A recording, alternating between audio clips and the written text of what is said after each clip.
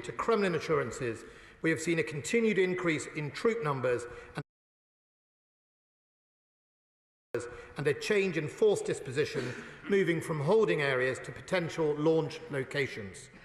All the indicators point to increasing numbers and readiness of Russian forces, and, not surprising to many of us, the pledge to withdraw Russian troops from Belarus at the end of their joint military drills on the 20th of February was not carried out, and the exercise has now been extended until further notice. Complementing this troop build-up has been the proliferation of false flag operations, propaganda stunts, and Russian news outlets carrying fictitious allegations. These are not the actions of a Russian government fulfilling its repeated declarations that it has no intention of invading Ukraine.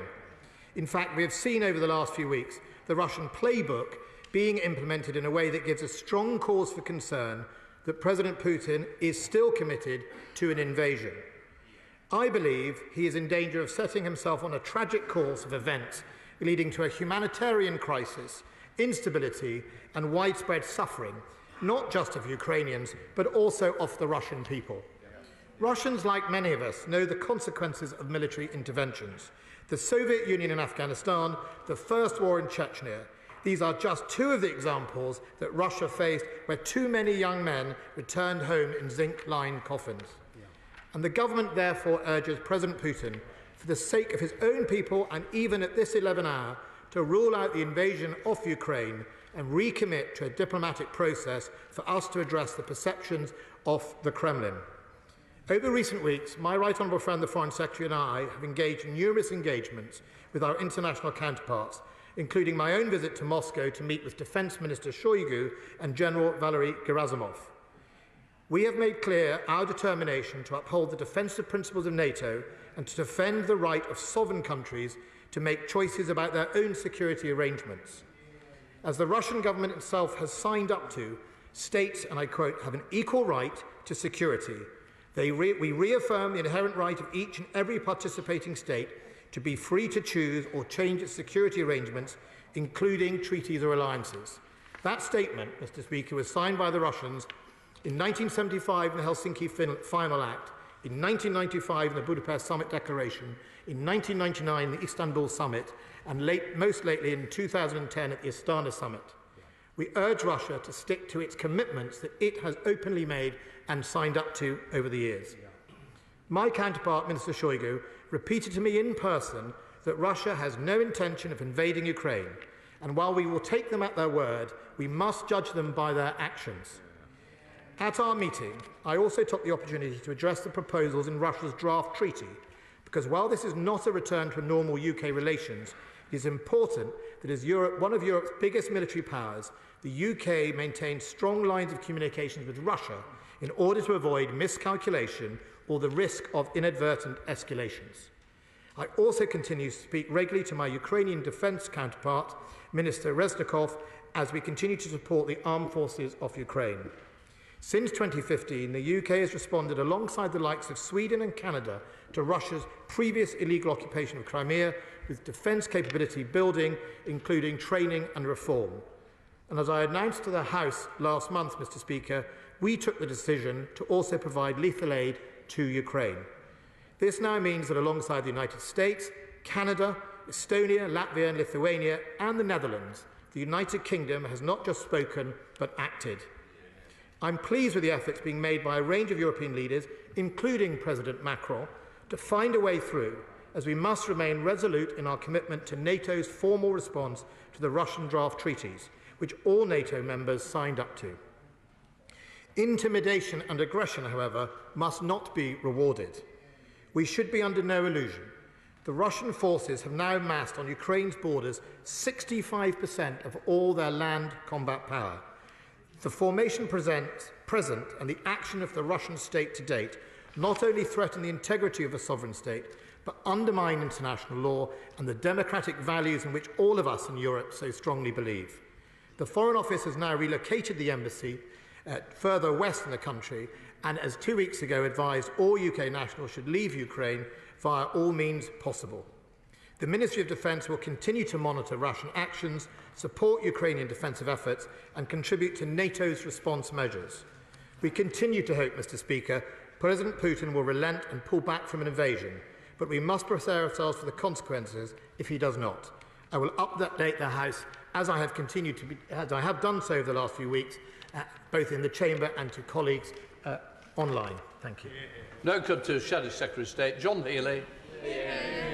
Thank you, Mr. Speaker. The Defence Secretary has been busy in recent weeks, so I welcome his statement today. Can I also thank him for keeping the opposition parties updated on Ukraine during these very grave escalations of Russian military threats on the Ukrainian border.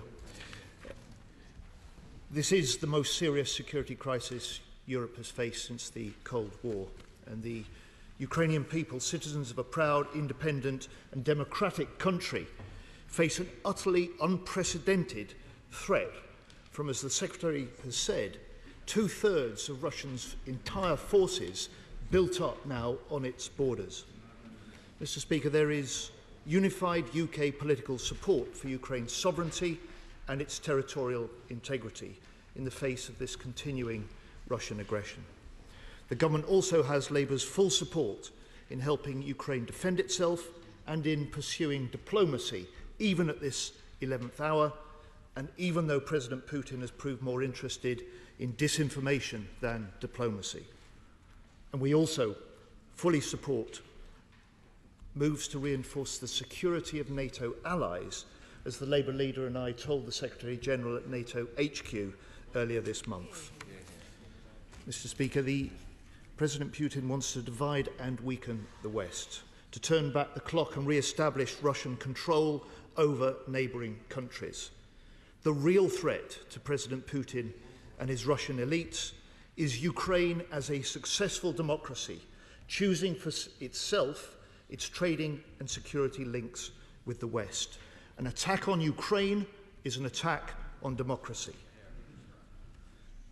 So we welcome the message from Munich at the weekend that any invasion will be met with massive sanctions in a swift, unified Western response. The European Union, of course, will lead on sanctions legislation for most European allies, especially to clamp down on finances or critical technologies for Russia. So how is the UK coordinating with the European Commission and Council? What meetings have UK ministers had to discuss this coordination? Mr. Speaker, the other message from Munich at the weekend was that allies stand ready for further talks, and the Defence Secretary has said this afternoon, I am pleased with the efforts being made by a range of European leaders, including President Macron. But what diplomatic initiatives is our UK Prime Minister taking, befitting Britain as a leading member of the NATO alliance and a permanent member of the UN Security Council? With the most serious tensions and developments in the Donbass, why did the UK government remove UK staff from the OSCE monitoring mission there, when those from all other European countries have stayed to do a job which is more vital now than ever? The Defence Secretary said quite rightly, we continue to support Ukrainian defensive efforts, including with lethal aid. So what more will the Defence Secretary now do with NATO to help Ukraine defend itself? Can he speed up action via the Ukraine naval agreement? How feasible is a no-fly zone? What consideration will he give to support for Ukrainian resistance? Mr. Speaker, we cannot stand up to Russian aggression abroad while accepting Russian corruption at home. For too long, Britain has been the destination for the dirty money that keeps Putin in power. So where is the economic crime bill, promised by the government and then pulled? Where is the comprehensive reform of Companies House? Where is the law to register foreign agents? Where is the Register of Overseas Entities bill? Where is the replacement for the outdated Computer Misuse Act? Where are the new rules on political donations? Why does the government's elections bill make these problems worse by enabling political donations from donors based overseas? Whether or not President Putin invades Ukraine, Russia's long-run pattern of aggression demands a NATO response. So can the Secretary of State report from his meeting last week with NATO defence ministers on how the alliance's overall posture is set to change? Can he explain what could be taken to better coordinate NATO with the Joint Expeditionary Force, for instance, creating a regional readiness force?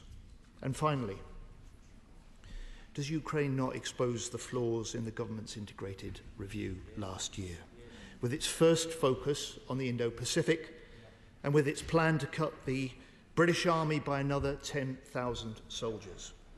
Will he now halt any further army cuts, and will he restore the highest defence priority to Europe, the North Atlantic and the Arctic?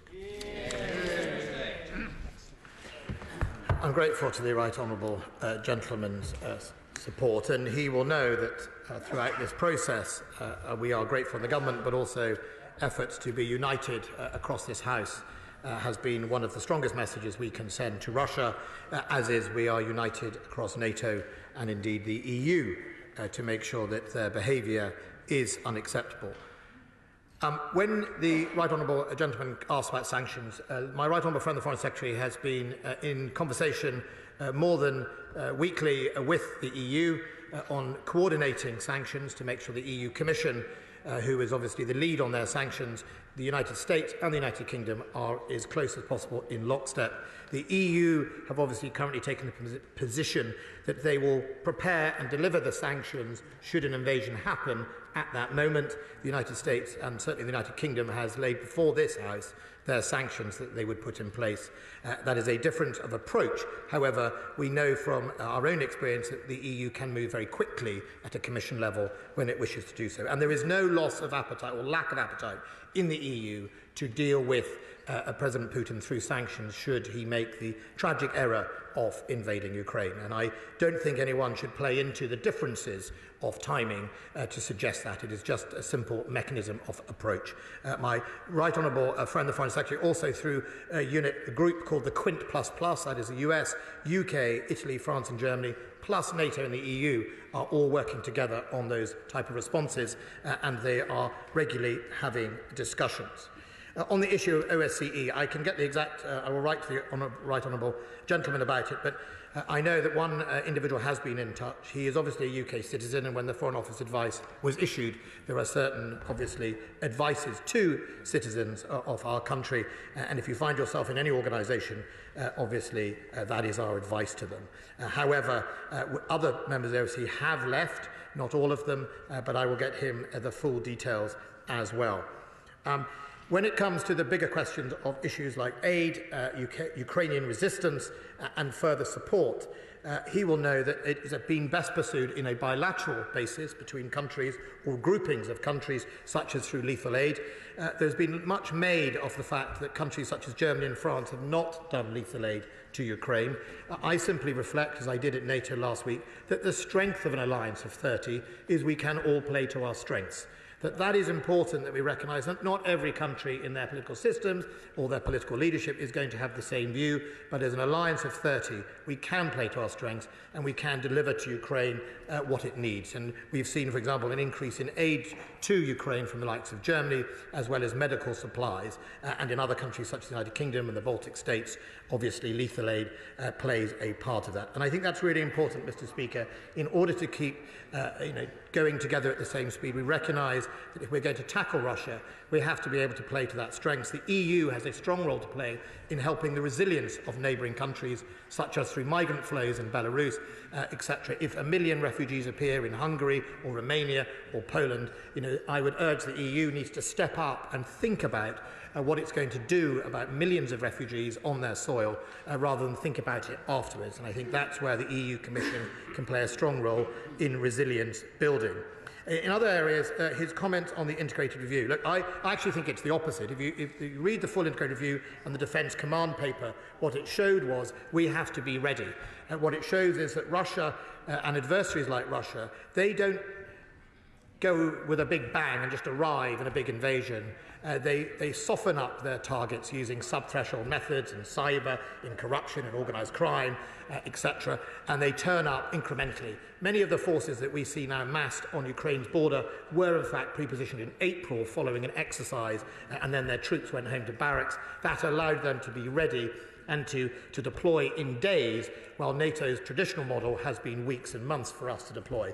That's why in our Defence Command Paper we put a premium on speed and readiness, and if sometimes that premium means a less mass, that's why we have an alliance to pick up on that. We have an alliance of 30 countries. We way outspend Russia collectively as a group of nations and indeed capabilities, and it's why I'm now able to offer our NATO leaders true forces, forces that will actually turn up on the day, rather than what we had even in my day when I was serving in West Germany or North Germany, which was fictional numbers, but actually when you press the button, instead of a division, you got a brigade. And I think that is far more important to show strength to the Russians that we mean what we say and we can deliver on that.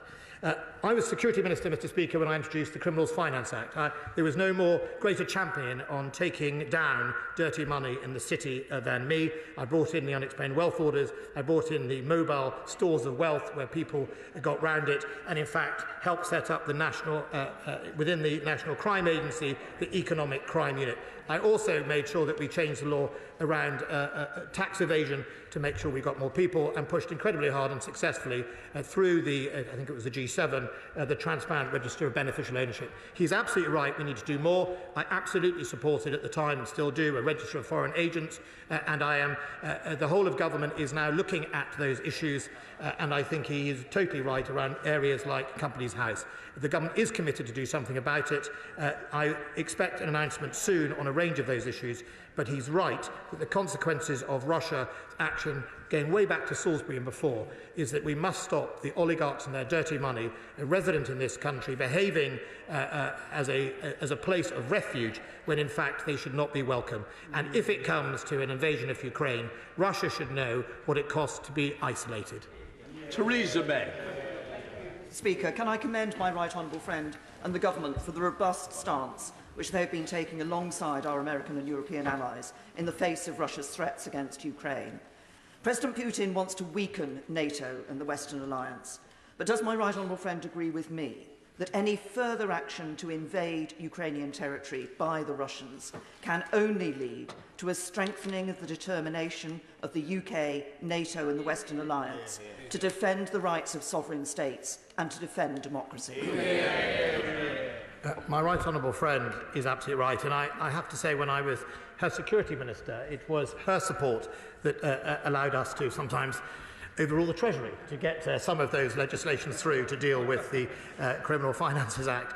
My right honourable friend is absolutely right. In 2014, after the invasion of Crimea, President Putin got exactly the opposite of what he wanted. He got more forces on the east of Europe, he got more defence spending. If he continues down this line, I suspect he'll continue to get more forces on his border and greater defence spending across NATO, the very opposite of what he is trying to intend to do. I hope he learns a lesson of 2015. At the moment, it's not looking well. Good. SNP spokesperson Stuart Malcolm MacDonald. I'm grateful, Mr Speaker. Can I thank the Secretary for advance sight of the statement and the updates he's been giving opposition parties over the previous weeks, and underline that on these benches we are friends of Ukraine, we are supporters of international law, and we support absolutely Ukraine's right and ability to organise its security affairs as it sees fit. But as the Russian Security Council meeting happening as we've been sat in this chamber this afternoon shows us, we have reached a dangerous moment in all of this. The Secretary has mentioned the new sanctions package that was announced by the government just before the recess. And when that package was announced, it stated, quote, that it will give the government the ability to sanction entities and individuals of economic and strategic interest to Russia, but only if there is a further escalation. Well, that escalation has started, Mr Speaker, and we saw that yesterday, Saturday and on Friday, anyone who was following events in the Donbass region. So isn't it time to start sanctioning individuals and entities of strategic interest now, including those here in this country? And given the importance that disinformation and the entire architecture that the Russian government has to spread disinformation to the conflict it's perpetrating against Ukraine, shouldn't that start with some of those disinformation rackets here, the likes of RT, Sputnik and others, now? The honourable gentleman is absolutely right, and I think the new leader of ALBA may like to reflect on his celebrity status on some of those channels.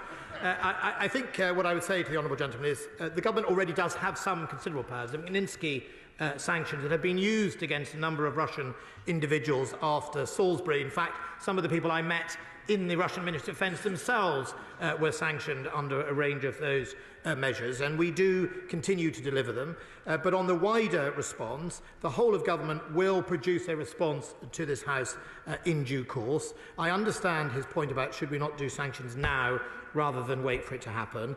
I think the key here is that we have to be in a position to threaten to deliver sanctions against Russia if they do something. If we were to unilaterally deliver them now, and America wasn't and European Union wasn't, I think there is a danger that President Putin would play into a divide and rule narrative that he is trying to do. I think that there are plenty of measures we can take. We are planning some serious set of sanctions, and I think that the reality and the question to President Putin is, do you actually care what's going to happen to your people? Because it will be them that suffers most as a result of the sanctions, and it will be interesting, as a responsible leader, whether he will listen to that. Turn the Select Committee to Tobias Selden. Thank you. Mr. Speaker, could I welcome this statement? The penny was dropping at the Munich Security Conference that this is not just about Ukraine, but a wider realignment of global power, with the formation of a new Russia-China alliance that is fueling Putin's adventurism and indeed perhaps taking us towards another Cold War. The money laundering issues aside, which must go ahead, absolutely, could I ask the Secretary of State to look at the issues of sanctions? Because there is a concern we are actually helping Putin in his intention of turning Russia away from the West and towards a new alliance with China in the long-term future. If Russia wants to be dependent on China, then I think they will recognise that will be a wrong decision. China and Russia are directly in competition over the high north and the route through the Arctic, and Russia surely will not want to depend entirely on China in the same way many European states are regretting being entirely dependent on Russian gas. I think it's important, however, that we do a range of sanctions that not only are directed at the regime and the government of Russia, but also at some of their bankers or their people that help them carry on as normal. Ben Bradshaw. Thank you, Madam Deputy Speaker. I fully support what the Defence Secretary said and the response of the Shadow Defence Secretary. But as the architect of unexplained wealth orders, he must share the widespread frustration that not a single one has been issued under the current Prime Minister. And not a single Russian who was given a golden visa has been named. Why does he think we've been so slow at tackling dirty Russian money in London? Look, unexplained wealth orders are not a matter for politicians. They are a matter for the investigators, the National Crime Agency and economic crime. I can no more direct an unexplained wealth order than he can, although when I was Security Minister I was victim of a Russian fraud that tried to purport me having a conversation with the Russian Prosecutor General and directing them. So I am disappointed there are not as many as I had hoped. The legislation was taken through. They are a very powerful model. They have been used on some pretty unsavoury people, and I'm delighted they have been. But he is right, there are not enough to be used. We are quite unique in having them. There aren't many other countries, and we should do more. And I think we should understand why the NCA has not delivered as many as we had hoped. I think there are other tools to look at. I certainly welcome that long-term commitment on beneficial ownership. I think the Companies House legislation is something that we'll see soon. I remember being horrified to discover that pretty much even a sanctioned individual could open a company, because I don't even think in those days they were given an identity check. That has to stop. I know they've done some tightening up. It will take legislation, and I hope the whole House will support that. Sir Ian Duncan-Smith. Madam Deputy Speaker, can I say to my right honourable friend, I recommend his calm and straightforward posture during the course of this, and I think he's done incredibly well. Can I also say to him this, though, that in the course of all of our debates and even on TV, we behave as though Russia is threatening to invade Ukraine. Russia has already invaded Ukraine. They took the Crimea, and they're right now furnishing the Donbass region with munitions to create even further trouble. So when we look at it like this, what worries me slightly is that lots of foreign leaders going over to see Mr. Putin, which is what he wants to do, and then we may just get this position where there's a little scintilla of a little question that says, well, maybe we won't let Ukraine in if they wanted to come into NATO. Maybe we'll make it clear that this is not something that they could get. Can I just get an absolute assurance from my honourable friend that the UK government believes that if the democratically elected government of the Ukraine wishes to do anything and asked to do it, they will be entertained no worse than any other country would do? My right honourable friend makes a powerful point, and we should be true to our values. And the Prime Minister was very clear at Munich that the point he raises is absolutely the case. It is also the case that the NATO response to Russia, which was all 30 members, was very clear on that. We shall hold each other to that commitment, and I think it is absolutely right that now is the time to stand up and say these are our values, they are not up for compromise, we're not going to give a single inch, and fundamentally we are not going to reward a bully. Hilary Benn. Thank you very much indeed, Madam Deputy Speaker. The Secretary of State said a moment ago, he talked about sanctions on Russia if they do something. Can I just press him on this point?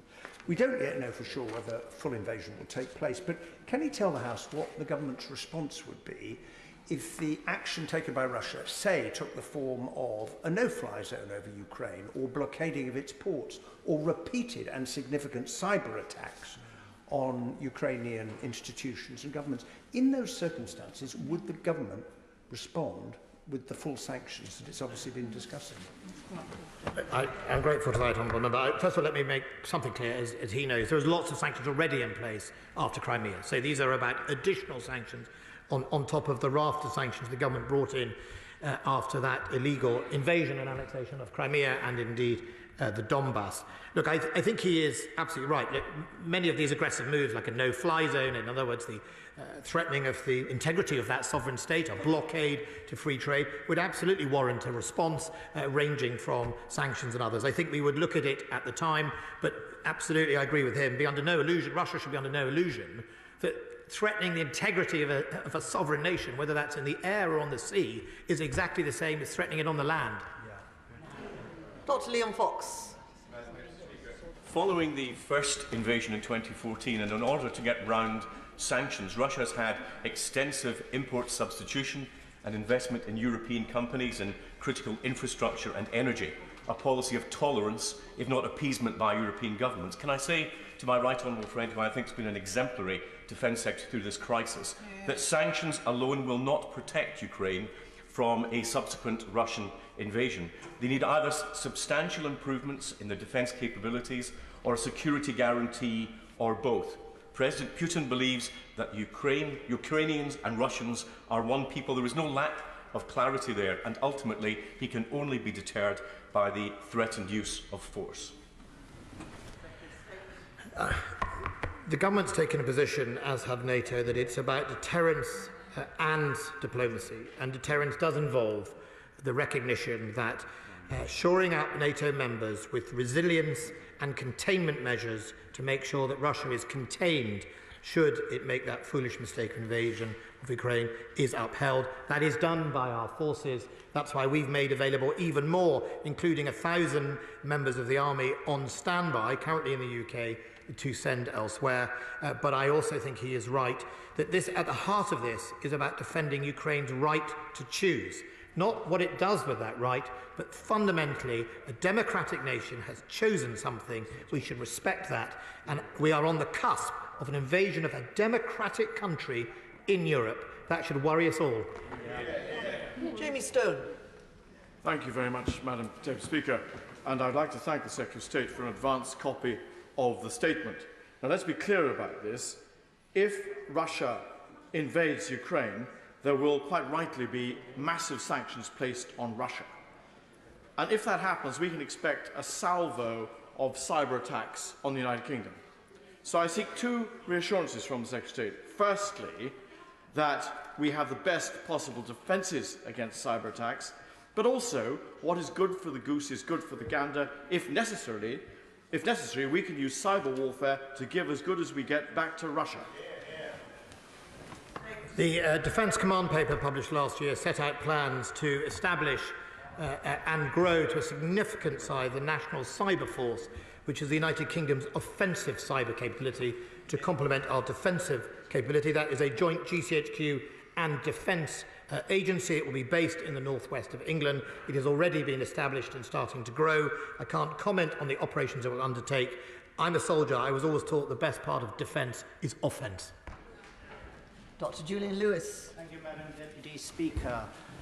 What will the government do to try and impress on President Putin that even if he invades the rest of the Ukraine without military comeback on behalf of Ukraine, it would be a fatal error for him then to think that he could invade an outlying NATO state, one of the Baltic states, for example, without an attack on one rightly being considered to be an attack on all NATO members?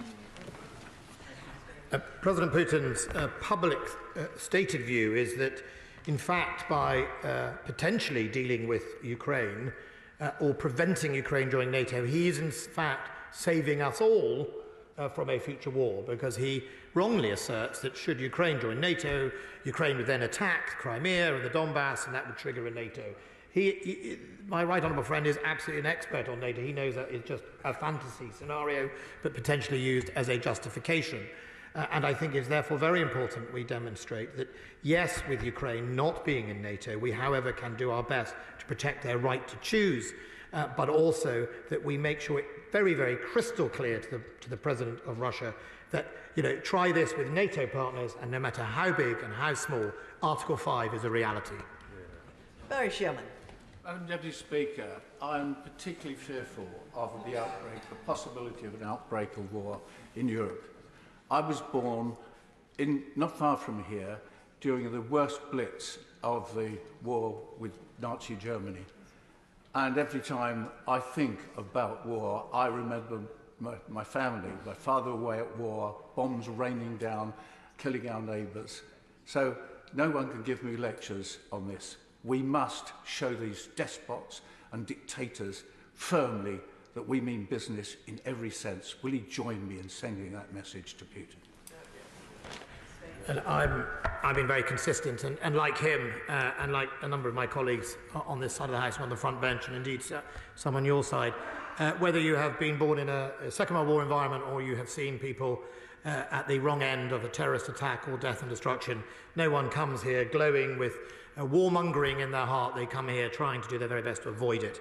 But of course, we also know that freedom comes at a cost. Freedom is not free, as the South Koreans know and put on their war memorials. And we have to stand up to this, because we didn't stand up in 2014 as an international community. We didn't stand up as an international community enough. We did send a very successful and strong message after Salisbury poisoning, and 153 intelligence officers were expelled. But, the ripples of this being successful for President Putin will not end. They will go through us all, and we will all regret it in the long run. And sometimes that means taking a stand, and I think now's the time. Bob Stewart. Oh, thank you, Madam Deputy Speaker. I understand that the Duma passed a resolution that the Donbass and the Crimea were to be incorporated into Russia. This in some way gives Putin some sort of legality if he was to think of invading. If Putin was to replace the so-called little green men in the Donbass with regular Russian soldiers, could we expect NATO and the West to respond with just as much severity when we're talking about sanctions as if he'd invaded the remainder of Ukraine? Look, I think we have, as you say, put in a raft of sanctions already. I think Russian regulars have come and gone in Donbass already. They're already heavily based in Crimea to a significant number. They take it as their own. This latest Donbass, I think it's a resolution about the Donbass in the Duma, is of course worrying, and we should all recognise that this is effectively a motion over a sovereign state they have no legal international law authority over, and we should not recognise it. The Prime Minister has been very clear that one inch over the border on this incursion will lead to the sanctions. One boot, one tank, one vehicle, and we won't accept it as anything other than an invasion. It's not an interversion, it's not an incursion, it's an invasion, and we will stick to that line. Jeremy Corbyn. Thank you, Madam Deputy Speaker. At this incredibly dangerous time, I noticed that the Defence Secretary did not mention or say much about the Minsk agreement. Does he think this is a way that we can go back to further talks? And would he be prepared to countenance, if the Russians pull back, any reduction in the NATO presence on the border as well, in order to bring about a longer-term secure peace in the region? So, the Right Honourable Gentleman raised the point about Minsk. I was very clear on Minsk, both in my press conference in Moscow and indeed elsewhere. Both Russia and Ukraine signed Minsk. He will know that in those type of treaties, such as we found with the Good Friday Agreement, the treaty is one thing. Rolling up your sleeves and delivering the sequences in the right way is the big challenge. We all remember that from things like decommissioning in Northern Ireland. Easy to write a Good Friday Agreement, hard to deliver. Same for the Minsk Agreement. But we all recognise that the Minsk Agreement is one of the ways through. It should be. We should do our best to support it being implemented as a way out. On his other point about pulling back NATO, we didn't put 165,000 combat troops on the edge of a sovereign country and hold a gun to the head of a democratically elected government. We didn't do that. Russia did that. We have nothing to de-escalate from. Russia does. And I do hope the Right Honourable Gentleman might condemn the Stop the War coalition, who seems to always paint us as the aggressor. Maybe he'd like to go and ask the people of Ukraine what he actually thinks who the aggressor is. John Whittingdale. Can my right honourable friend say whether increased military activity has been detected in other Russian-controlled areas, such as Transnistria, as well as Crimea and Kaliningrad? And what assessment has he made of the possible threat, if not now, then in the future, against other former Soviet states which are outside of NATO, such as Moldova? It's been a long-running challenge, Russia's malign activity. We've packaged it up and called it malign activity, but we have seen it in the likes of Bosnia-Herzegovina, and we should not forget in all of this that Bosnia-Herzegovina is on a very fragile position at the moment. It is in an impoverished state. The minorities are already starting to agitate, and Russia's influence into some of the separatists could have the potential of sending us all back to the early 90s. Russia's malign activity does no good, and it not only challenges our European values, but it also challenges both the wealth of those states, and for no apparent reason, it seems, other than to just weaken people who think differently from them. Chris Bryant. Thank you, Madam Deputy Speaker. I fear things have moved on yet further today. Mr Medvedev has said two things which are very disturbing. First, that it will be perfectly possible to recognise the independence of Donetsk and Luhansk. And secondly, that, of course, there might be sanctions, but we'd be able to, or Russia will be able to wear it, because after all, after 2014, after the invasion of Crimea and after their military action in Georgia, they were able to wear whatever the West threw at them. Can he confirm that only a third of those areas that I've just referred to are presently held by separatists? So recognising or trying to enforce some independence for those areas would mean a very significant invasion of Ukrainian territory, including areas that are not presently held by separatists at all. Secondly, that Ukrainians, if anything, are more determined now than ever to face towards the West because of precisely what President Putin has been doing over these years. And whatever comes, if there is an invasion of any kind, any troops, as he's already said, the reaction is going to have to be a damn sight harder than it was in 2014, isn't it? Look, I think he's right on his last point. It absolutely has to be harder and unified and stick to it. I think often the calculation in Russia is we'll all get bored and 6 months later everything will go back to normal. On the sanctions point, Minister Shoigu said to my face that the sanctions can't harm them. They will just either go elsewhere or they're resilient. That is, unfortunately, the view in some of the leadership of the Russian government. I doubt it's the view of the Russian people that have to suffer the consequences of that. And I think we should also recognise the consequence for the wider world of this invasion. Yemen gets about 20% of its food from Ukrainian grain. Libya gets about 44% of its food from Ukrainian grain. What would happen to those countries with rising food prices, shortage of food, is a horrible consequence that we must do everything to avoid. This is a global problem. Ukraine matters. Our strength of resolve matters, because as he and I will know, there are other bigger countries looking at how much resolve we have to stand by our values. Alicia Keynes. I'd like to thank the government and civil society organisations for all they're doing to expose false flag and disinformation efforts from the Kremlin. But Putin has just finished his extraordinary meeting of the Security Council, where again overwhelming support has been given to recognise the independence of the so-called Donetsk and Luhansk People's Republics. Before he announces his plans tonight, will my right honourable friend please call this out for what it is, a dangerous precursor to the illegal annexation of these lands? And will he also confirm that despite our focus on preventing further invasion, we do not tacitly accept that those territories currently illegally held are rightly Russian? We all accept that the 2014 invasion of the Donbass and Crimea was an invasion of a sovereign territory, and nothing changes that.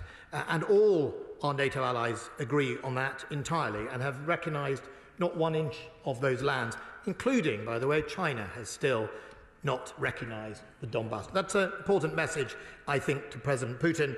For all of our issues with China, I do not think wants an economic schism in the heart of Europe at this moment in time, and I think that is something that hopefully President Putin will rely on. Look, all of these plans, whether it is annexation of part of Ukraine, whether it is false flags of people having to be evacuated, or Ukrainian attacks on things, they're all false. They're all designed to cause an excuse or a friction. The worrying thing is we can all see it. You don't have to be an expert in Europe to spot what's going on. The worry for us is that President Putin thinks that it doesn't matter, or thinks that he can get away with it. Kevin Jones. Thank you, Speaker. Can I first of all commend the Defence Secretary for his actions over the last few months. He mentioned in his statement the Russian playbook, and one of it is to portray that somehow the false narrative around the sovereignty of Ukraine. Is he confident enough that we in the West have an ability to push back against these false narratives, and particularly on social media, which seem to infect the debate which is currently taking place? We certainly have the capability, and we do everything we can, both internationally and indeed unilaterally, to try and make sure the messages get not only across to our own audiences, but also importantly to the Ukrainians and indeed the Russian audience. We could start close to home. We could ask the leader of Alba on his next Russia Today programme to do an in-depth analysis of exactly some of these false claims and broadcast it. I mean, I'm sure he's open to the highest bidder, so we'll be very happy to do that. But I think it's really, really, really important that we recognise in this era, information is as powerful as every tank, and we have to make sure that the people of Russia, the ordinary people of Russia and the people of Ukraine, are not denied free and fair press in order to get across the message about what is going on in their country in their name. Crispin Blunt. In today's circumstances, what obligations does Her Majesty's Government feel it accepts under the Budapest Memorandum? The Budapest Memorandum, as my right honourable friend will know, was an agreement to effectively for Ukraine to disarm its nuclear weapons in exchange for Russia's recognition of their sovereignty. If Russia breaches that, and you could argue it already has with its invasion, then I would guess that the memorandum, I'm not an international lawyer, but would become pretty much null and void. We are one of the, I think, signature guarantors of that, which is why we're doing so much now to hold them to account. And as I said in questions and in the statement, let us not forget, Russia, including, I think, Prime Minister or President Medvedev, whichever role he was filling, in 2010 at the Astana summit, signed up alongside the international community to recognise that every participating state is free to choose or change its security arrangements, including treaties and alliances. That's what they signed up to then. Never mind these conspiracy theories that somebody somewhere said that NATO would never expand. We've never seen any proof of that. We've never seen any document. What we have seen is at least 4 statements and treaties signed by Russia over the many years that says it respects the sovereignty of countries to choose. We hold them to it. Sammy Wilson. Speaker. First of all, can I congratulate the Minister in the leading role which he has played in rallying the opposition to Russia's aggression towards the Ukraine. We already know that many European nations, of course, find it difficult because they have allowed themselves to be subject to energy blackmail through their zero-carbon policy.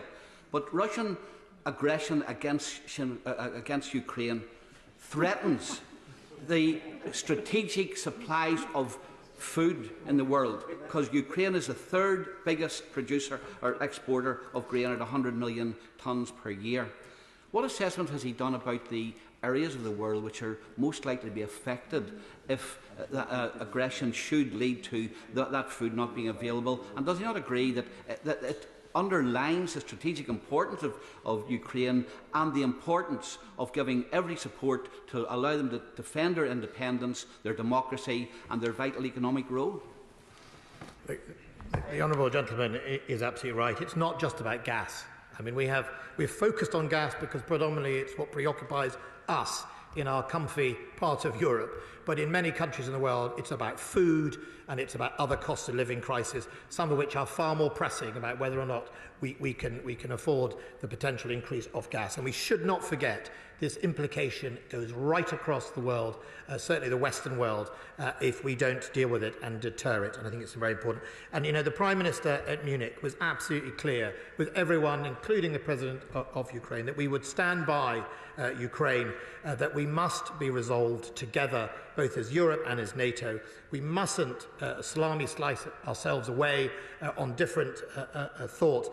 And I know that when the Prime Minister speaks to his European counterparts, he is very much focused on this sense of unanimous and strong alliance challenging the assertion, because it is the case that if we don't deter today, we will all pay for it tomorrow. Bill Wigan. Thank you, Madam Deputy Speaker. Can I thank my right honourable friend for the work that he and the Prime Minister have done on this. Having visited Georgia and seen for myself what Russian incursions look like, if the Ukraine is invaded, will Georgia be admitted to NATO? Well, look, again, it's for Georgia and its relationship with NATO and NATO collectively to recognise its decision, or whether it does exceed. Fundamentally, as the Prime Minister has been clear as he knows, that it is about maintaining the open door policy of Ukraine, of sovereign states. And I said to the Russians very clearly, you know, NATO doesn't go around choosing people. People choose NATO. They choose our values, and that's how it's done. There is no secret plot to go around undermining or dividing Russia. And the question for President Putin should be, why is it all those countries wanted to join NATO in the first place? It wasn't to collect a badge. It was because they felt under threat by a nation that did not want to respect their sovereignty and their democracy and their freedom. Joanna Cherry. Thank you very much, Madam Deputy Speaker. And can I thank the Secretary of State for his statement? The situation is clearly very grave, but he obviously has a pretty clear view of the situation on the ground. The wife of my constituent is stuck in Ukraine near the Russian border, and she can't complete a medical assessment or enrol biometrics to complete a spousal visa. And because he isn't in Ukraine, they can't use the family migration route. So what pressure can he bring to bear on the Home Office to ensure that if the situation escalates, as seems inevitable, our military aren't left to evacuate citizens and families? Look, if my learned member just obviously sends me the details, I will be very, very happy to take it up and look at it for her. Richard Drax. Thank you, Madam Speaker. Tonight, can I too commend my right honourable friend and the Minister for the fantastic job they're doing in very difficult circumstances. If Russia does invade, countries, NATO countries, particularly the smaller ones, particularly the Baltic countries, will need our reassurance. Does my right honourable friend foresee further deployments of British troops to these countries? And if he does, would it not be hugely reassuring to him if he had 10,000 more troops in his back pocket? Tonight, Madam Deputy Speaker, we are hosting the 10 nations of the JEF, the Joint Expeditionary Force, which is the Nordic states, plus Iceland, plus Holland. We will be hosting them tonight and tomorrow at a summit, and I have invited from across the House colleagues from the Labour front bench, the Scottish National Party and the Liberal Democrats, because I think it is important that we recognise the importance they have to us as our allies, and they are the ones on that front line. He is right that they will be the ones most worried. They are, some of them, territories that President Putin and his like have often felt are not territories. And if you, as I've referred to colleagues before, if you look at President Putin's essay of July last year, of course, that is one of the consequences, I fear, of President Putin being successful in Ukraine, is where do the ripples land next? We will need forces to do that. We've been managing to double up that into a brigade. The enhanced forward presence, which are 4 battle groups that currently exist, multinational, I suspect they will grow, will be open to more suggestions. Clive Efford. Thank you, Madam Deputy Speaker. We should be moving against Russian dirty money in the City of London, regardless of what happens in Ukraine. And I don't doubt the Secretary of State's determination to deal with that as he's expressed it today. But the lack of activity suggests that there are others in government who do not share his determination. So can he assure us that should there be an invasion even tonight, that we are ready to take action against that dirty money? Look, it won't have missed anyone in this House that we are all vulnerable to not only dirty money, but to illicit lobbying or influence by foreign agents. All of us in this House, we have to wake up to the threat of sub-threshold challenges, whether that's money, whether that's corruption, whether that's political interference. All of us. And I'm not going to throw stones in glass houses, but all of us on this side of the House and your side of the House know what that looks like. We have to have more transparency as the beginning of that process, and we have to enact some of the laws we already have. And I'll be very happy on his behalf to engage with the National Crime Agency to see what more we can do. If we have shorter questions and therefore the Secretary of State can give shorter answers, we will be able to get everyone in this statement. If not, I'm afraid some people will be disappointed because, as you can see, people are coming in for the next item of business. But this is important, and I would like to give everybody the chance to speak. Shorter, please. Richard Graham. Madam Deputy Speaker, when Chinese Foreign Minister Wang Yi said that sovereignty must be respected, and that includes Ukraine, does my right honourable friend believe that this will encourage President Putin to hold back? And should he still invade, what impact will that have on Sino-Russian relationships, and how concerned should we be for Taiwan? My right honourable friend said, answer that in 5 words. Look, I think it's a very important message from China to Russia, and he should listen to it. But of course, the most important message is that we demonstrate resolve about protecting our values, because whatever we don't or do in this part of the world, China is watching. Caroline Lucas. Thank you, Madam Deputy Speaker. The Secretary of State is being slightly more gracious about the work of European leaders in trying to find a diplomatic solution, but just a week or so ago he was saying that those efforts had a whiff of Munich about them. Does he want to apologise for that remark, which was not only crass, but it also undermines efforts to deliver Minsk II as the starting point for our best chance of avoiding war? And will he accept that if the government is serious about playing a constructive role, it should start by getting its own house in order, first of all by repaying the almost £2 million which his party has received in Russian donations since the Prime Minister took office, and will he finally end London's role in hiding the proceeds of Kremlin-connected corruption? The Honourable Lady, I'm sure the Honourable Lady understands what I meant when I said if President Putin invades Ukraine, there would be a whiff of Munich, because there could be a whiff of Munich, because of course Munich was 2 parts. It was the appeasement, but it was also the fact that all the way through Hitler lied and had a plan to aggressively invade large parts of Europe. And my point I was making was if he invaded, as I put in my own article, then we would be chasing a straw man when all along President Putin had a predetermined plan. So I suggest, before she makes those sort of allegations, that she goes back to the history books, understand what Munich was about, and then she'll understand what I was saying. Because what we do know here is that time and time again, President Putin has ignored international law, ignored human rights, invaded countries, murdered British people on these streets through his orders in the GRU, and all she can do here is come here, stand up and tell us that we're in the wrong. Maybe she should go to Moscow and tell it themselves. John Barron. Thank you, Madam Deputy Speaker. I know my right honourable friend will agree. That George war is preferable to war. But does he accept that given Russian ambitions regarding Ukraine and events elsewhere, including the South China Sea, that the time has come finally for the UK to accept that we need to substantially increase our defence spending on a sustainable long-term basis, because George war is far more effective if you've got a strong armed forces?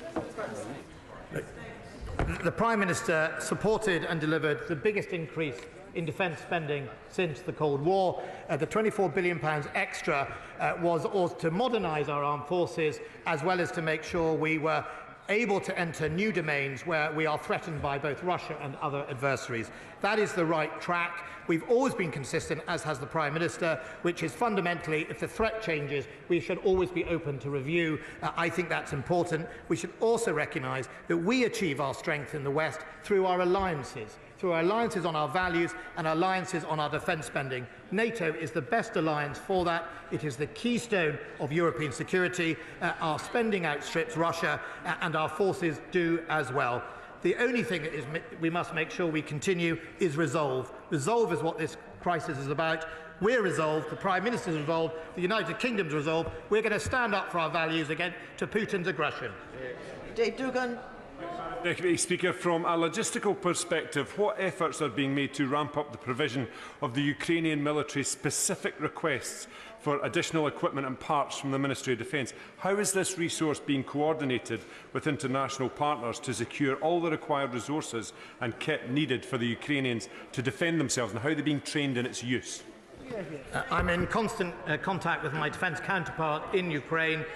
We talk regularly. The Prime Minister and the Foreign Secretary has been incredibly supportive. We're currently at the stage where we have supplied, as I talked about, the anti-tank weapons and other non-lethal equipment.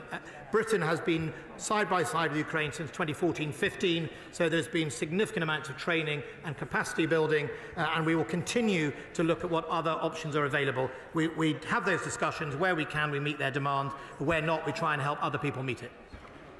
Robert Jenrick. Can I thank my right honourable friend for the leadership that he's shown in recent months? And the paradox is that the more that Putin tries to draw countries towards Moscow, the more he repels them. And the more he revitalises the very alliance that he says he's most afraid of, NATO. But can I ask him specifically on sanctions? Will the UK, when it brings forward its package, ensure that they are synced with those from the United States, include action to prevent UK banks from handling foreign currency transfers from Russian state-owned banks, and include, as I know colleagues in the United States Senate would like to, specific sanctions against Nord Stream 2? The President of the United States was very clear that he will stop Nord Stream 2. I listened to that press conference like everybody. Also, on the raft of sanctions the government has brought forward, they are intelligently targeted. They build on already existing sanctions after Crimea, but of course we'll continue to keep those measures under review. Williams. Speaker, Mr. Putin is actually holding an unscheduled meeting with the Russian Security Council today, which he says in fact will decide on the recognition of the two breakaway republics. What would be the implication for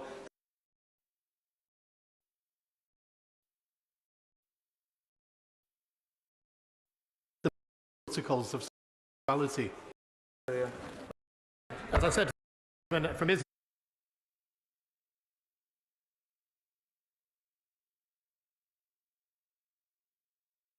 Islington, we do urge both parties to have regard to the Minsk agreement. The Russians only a few weeks ago were saying it should be the Minsk agreement. I think some of those measures go exactly against the Minsk agreement, and perhaps that is a clue to maybe what the real intention is. Smith. Oblast with some members of the Foreign Affairs Committee.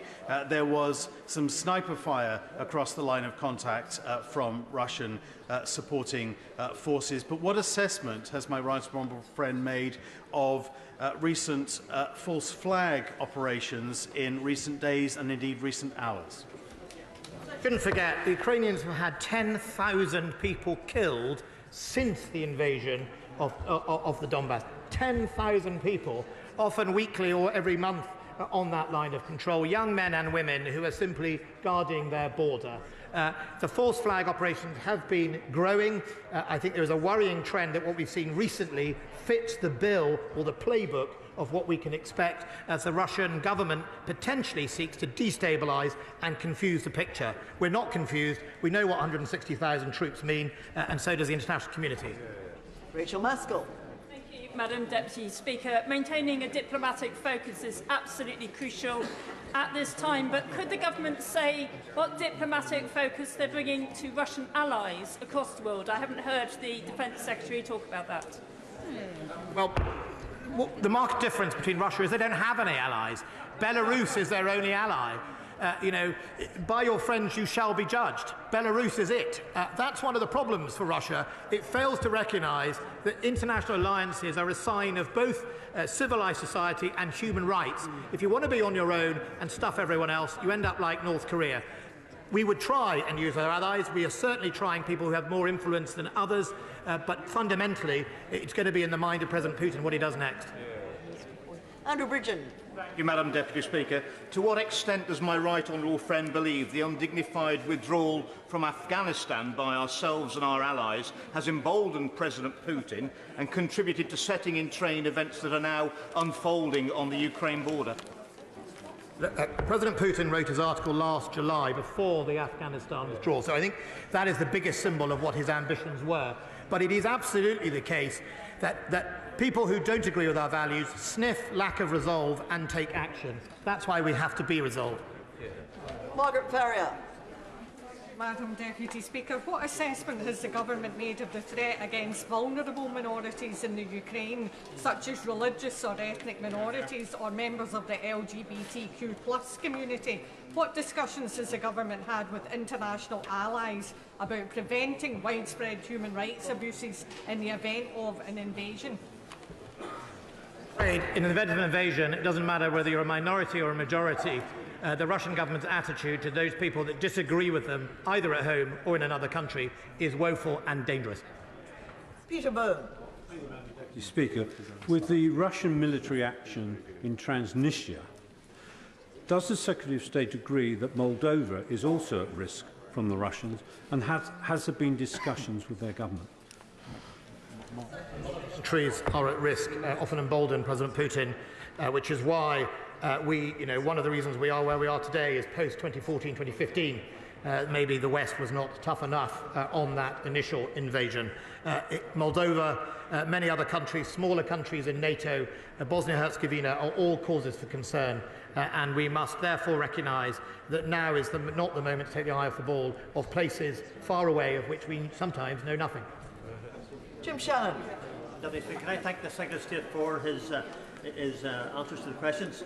With the latest news regarding Russian Security Council meetings that invasion is imminent, will the Secretary of State underline what human aid support is available for the ordinary, decent people of Ukraine? What has been done to provide medical supplies for the civilian casualties, which will undoubtedly be high when civilian militias are giving young and old with no weapons training arms to try and save their country? First of all, I think we should have real admiration for the bravery of many of those people. And if you saw the President of Ukraine's speech at Ukraine, almost a desperate attempt to rally people to be more supportive. A number of countries, including Germany, for example, have supported with field hospitals and medical assistance. That is as important as lethal aid. We will do what we can, and I know many other nations are. Raymond Shishti. The stance and leadership the Secretary of State has taken with regards to preserving our international rules-based system. With regards to a specific issue where there is a loophole where Russia gets its money from, Under the IMF's SDR, special drawing rights, $650 billion last year were allocated to states around the world, and Russia got $17.5 billion. I and my US counterpart, Congressman Hill from Little Rock, wrote to our respective governments asking them to put conditions to IMF SDR allocations. Will the Secretary of State now re-look at that issue so that we can look at all loopholes along with firm sanctions? My honourable friend, the Chief Secretary of the Treasury, is here, will have heard that question. I will be delighted to refer it to the Treasury. Mr. Speaker, Russia's already clearly mounting an absolutely massive disinformation campaign, especially through social media. Does my right honourable friend agree that it's vital that we and our allies communicate very clearly to Russians, Ukrainians and our own domestic audience that our and NATO's actions are very simple? They're about Ukraine's right to self-determination and sovereignty and essential to maintaining peace in Europe. It's absolutely about the right to choose. And don't just take it from me, take it from the President of Finland, who made an outstanding speech in New Year's Day about that right. Jameson. Mr. Speaker, thank you. History's proven that conflict between near peer or peer adversaries gets very ugly. While I accept that NATO's potential for direct intervention is limited due to Article 5, what planning has been conducted for a possible cross-border refugee and humanitarian catastrophe? It's incredibly important that NATO seeks to use the extra troops to provide both resilience, reassurance and containment. One of the reasons we have up to 400 Royal Marines in Poland is to assist Poland should a catastrophe happen and huge amounts of refugees pour across the border. I would urge the European Commission to make deep plans about what it's going to do with potentially massive migrant flows in a light of scale we have not seen since the Second World War. Before we come to the statement on COVID, I would like to point out that the British Sign Language interpretation of proceedings is available to watch on Parliament Live TV. We now come to the statement. Prime Minister. Mr. Speaker, with permission, I'll make a statement on our strategy for living with COVID.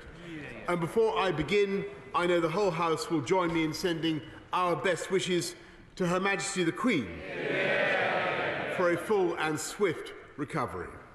It is a reminder that this virus has not gone away. But because of the efforts we've made as a country over the past 2 years, we can now deal with it in a very different way, moving from government restrictions to personal responsibility.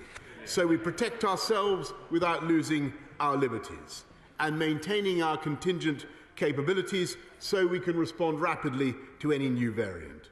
Mr. Speaker, the UK was the first country in the world to administer an approved vaccine and the first European nation to protect half our population with at least one dose. And having made that decision to refocus our NHS this winter on the campaign to get boosted now, we were the first major European nation to boost half our population too.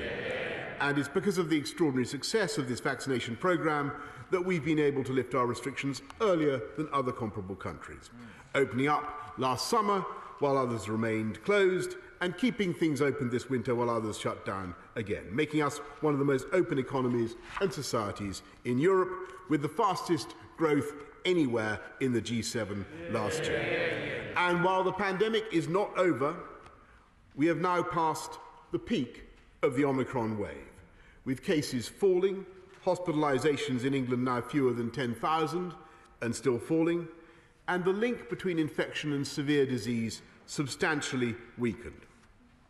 Over 71% of all adults are now boosted in England, including 93% of those aged 70 and over. And together with the treatments and scientific understanding of the virus that we've built up, we now have sufficient levels of immunity to complete the transition from protecting people with government interventions to relying on vaccines and treatments as our first line of defence.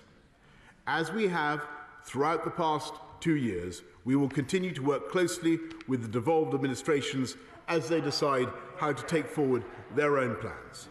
And today's strategy shows how we will structure our approach in England around 4 principles.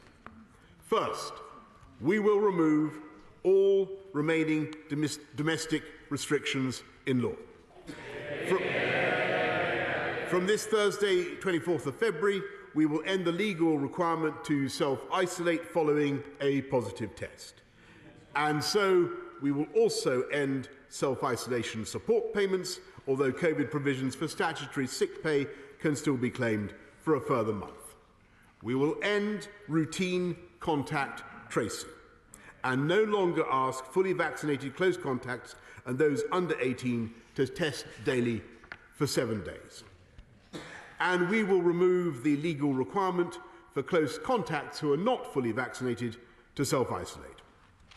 Until the 1st of April, we will still advise people who test positive to stay at home, but after that, we will encourage people with COVID-19 symptoms to exercise personal responsibility, just as we encourage people who may have flu to be considerate to others. Mr. Speaker, it's only because levels of immunity are so high and deaths are now, if anything, below where you would normally expect for this time of year, that we can lift these restrictions. And it's only because we know Omicron is less severe that testing for Omicron, on the colossal scale we've been doing, is much less important and much less valuable in preventing serious illness. We should be proud that the UK has established the biggest testing programme per person of any large country in the world. This came at vast cost. The test, trace and isolation budget in 2020-2021 exceeded the entire budget of the Home Office. It cost a further £15.7 billion in this financial year and £2 billion in January alone at the height of the Omicron wave. We must now scale this back. From today, we're removing the guidance for staff and students in most education and childcare settings to undertake twice-weekly asymptomatic testing. And from the 1st of April, when winter is over and the virus will spread less easily, we will end free symptomatic and asymptomatic testing for the general public. We will continue to provide free symptomatic tests to the oldest age groups and those most vulnerable to COVID. And in line with the practice in many other countries, we're working with retailers to ensure that everyone who wants to can buy a test.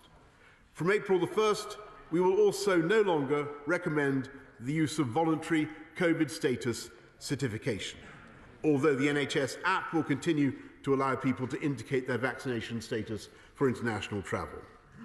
Mr. Speaker, the government will also expire all temporary provisions of the Coronavirus Act.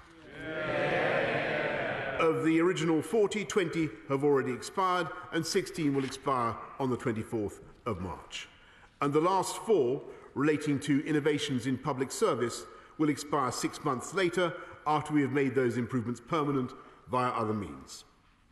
Second, we will continue to protect the most vulnerable with targeted vaccines and treatments.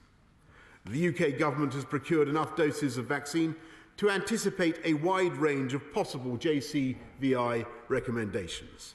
And today, we're taking further action to guard against a possible resurgence of the virus, accepting JCVI advice for a new spring booster offered to those aged 75 and older, to older care home residents, and those over 12 who are immunosuppressed.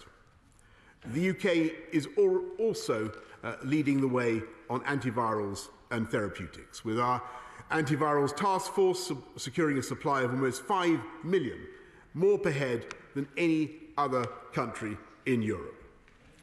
Third, SAGE advised there is considerable uncertainty about the future path of the pandemic, and there may, of course, be significant resurgences. They are certain there will be new variants, and it is very possible they will be worse than Omicron. So we will maintain our resilience to manage and respond to these risks, including our world-leading ONS survey, which will allow us to continue tracking the virus in granular detail, with regional and age breakdowns helping us to spot surges as and where they happen, and our laboratory networks will help us understand the evolution of the virus and identify any changes in characteristics. We will prepare and maintain our capabilities to ramp up testing. We will continue to support other countries in developing their own surveillance capabilities, because a new variant can emerge anywhere. And we will meet our commitment to donate 100 million vaccine doses by June as part of our agreement at the UK's G7 summit to provide 1 billion doses to vaccinate the world over the next year. In all circumstances, our aim will be to manage and respond to future risks through more routine public health interventions, with pharmaceutical interventions as the first line of defence.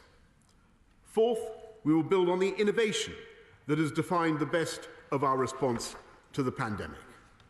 The Vaccines Task Force will continue to ensure that the UK has access to effective vaccines as they become available, already securing contracts with manufacturers trialling bivalent vaccines which would provide protection against COVID variants. The Therapeutics Task Force will continue to support 7 national priority clinical trial platforms focused on prevention, novel treatments, and treatments for long COVID. We are refreshing our biosecurity strategy to protect the UK against natural zoonosis and accidental laboratory leaks, as well as the potential for biological threats emanating from state and non-state actors. And building on the 5-point plan I set out at the UN and the agreements reached at the UK's G7 last year, we are working with our international partners on future pandemic preparedness, including through a new pandemic treaty, an effective early warning system or global pandemic radar, and a mission to make safe and effective diagnostics, therapeutics and vaccines available within the first 100 days of a future pandemic threat being identified. And we will be hosting a global pandemic preparedness summit next month. Mr. Speaker, COVID will not suddenly disappear. So those who would wait for a total end to this war before lifting the remaining regulations would be restricting the liberties of the British people for a long time to come. This government does not believe that that is right or necessary. Restrictions pose a heavy toll on our economy, our society, our mental well-being, and on the life chances of our children. And we do not need to pay that cost any longer. We have a population that is protected by the biggest vaccination programme in our history. We have the antivirals, the treatments, and the scientific understanding of this virus. And we have the capabilities to respond rapidly to any resurgence or new variant. And, Mr. Speaker, it is time that we got our confidence back. We don't need laws to compel people to be considerate to others. We can rely on that sense of responsibility towards one another, providing practical advice in the knowledge that people will follow it to avoid infecting loved ones and others. So let us learn to live with this virus and continue protecting ourselves and others without restricting our freedoms. And in that spirit, Mr. Speaker, I commend this statement to the House. Can I just... Mr. Sherman, please. Can I just say, I understand the statement was important and the Prime Minister did run over, so I'm more than happy for the opposition leaders to also run over. Keir Starmer. Thank you, Mr. Speaker. Can I start by sending my condolences to the family of Christopher Stalford? Christopher was a dedicated servant of the people of South Belfast, and his loss will be deeply felt. I'd also like to send our best wishes to Her Majesty the Queen, and as the Prime Minister said, the whole House wishes her a speedy recovery. Can I thank the Prime Minister for an advance copy of his statement and for the briefing earlier this afternoon. Mr. Speaker, huge efforts have been made over the last 2 years, and we would not be where we are today without the heroism of our NHS and key workers, those who pioneered and rolled out the vaccines, and the sacrifices that people made every day to follow the rules and protect our public health. We must honour the collective sacrifices of the British people and do everything possible to prevent a return to the loss and lockdowns we've seen over the last 2 years. The Prime Minister promised to present a plan for living with COVID. But all we've got today is yet more chaos and disarray. Not enough to prepare us for the new variants which may yet develop. An approach which seems to think that living with COVID means simply ignoring it. This morning, he couldn't even persuade his own health secretary to agree the plan. So what confidence can the public have that this is the right approach? Mr. Speaker, let me be clear. The Labour Party does not want to see restrictions in place for a moment longer than necessary. But, Mr. Speaker, we have to take the public with us, and that requires clarity. Order. If you can't show the respect that I expect the Prime Minister to be heard inside, I expect the Leader of the Opposition. If you don't wish to be in here, there's plenty of room outside this chamber. I suggest you start using it, and I'll be helping you on your way. So let's have silence. Keir Starmer. Mr. Speaker, we have to take the public with us, and that requires clarity about why decisions are being made. So will the Prime Minister publish the scientific evidence behind his decision to remove the legal requirement to self-isolate, including the impact on the clinically extremely vulnerable, for whom lockdown has never ended? Having come this far, I know the British people will continue to act responsibly, and they will do the right thing, testing and then isolating if positive. What I can't understand is why the Prime Minister is taking away the tools that will help them to do that. Free tests can't continue forever, but if you're 2-1 up with 10 minutes to go, you don't sub off one of your best defenders. The Prime Minister is also removing self-isolation support payments that allow many people to isolate and weakening sick pay. These are decisions which will hit the lowest paid and the most insecure workers the hardest, including care workers who got us through the toughest parts of the pandemic. It's all very well advising workers to self-isolate, but that won't work unless all workers have the security of knowing that they can afford to do so. The Prime Minister mentioned surveillance and the ONS infection survey. This is crucial to ensuring that we can ramp up testing and vaccination if the virus returns. So can the Prime Minister confirm that he has put the funding in place to ensure that the ONS infection survey will not see reduced capacity and that it will be able to track the virus with the same degree of detail as it can today? We can't turn off Britain's radar before the war is won. Ignorance is bliss is not a responsible approach to a deadly virus. It actually risks undoing all the hard-won progress the British people have achieved over the last 2 years. Mr. Speaker, the Labour Party has published a comprehensive plan for living well with COVID. Our plan would see us learn the lessons of the past 2 years and prepared for new variants. His approach will leave us vulnerable. Where's the plan to secure the UK's supply of testing? Why are schools still not properly ventilated? As a nation, there is no doubt we need to move on from COVID. People need to know their liberties are returning and returning for good. But this is a half-baked announcement from a government paralysed by chaos and incompetence.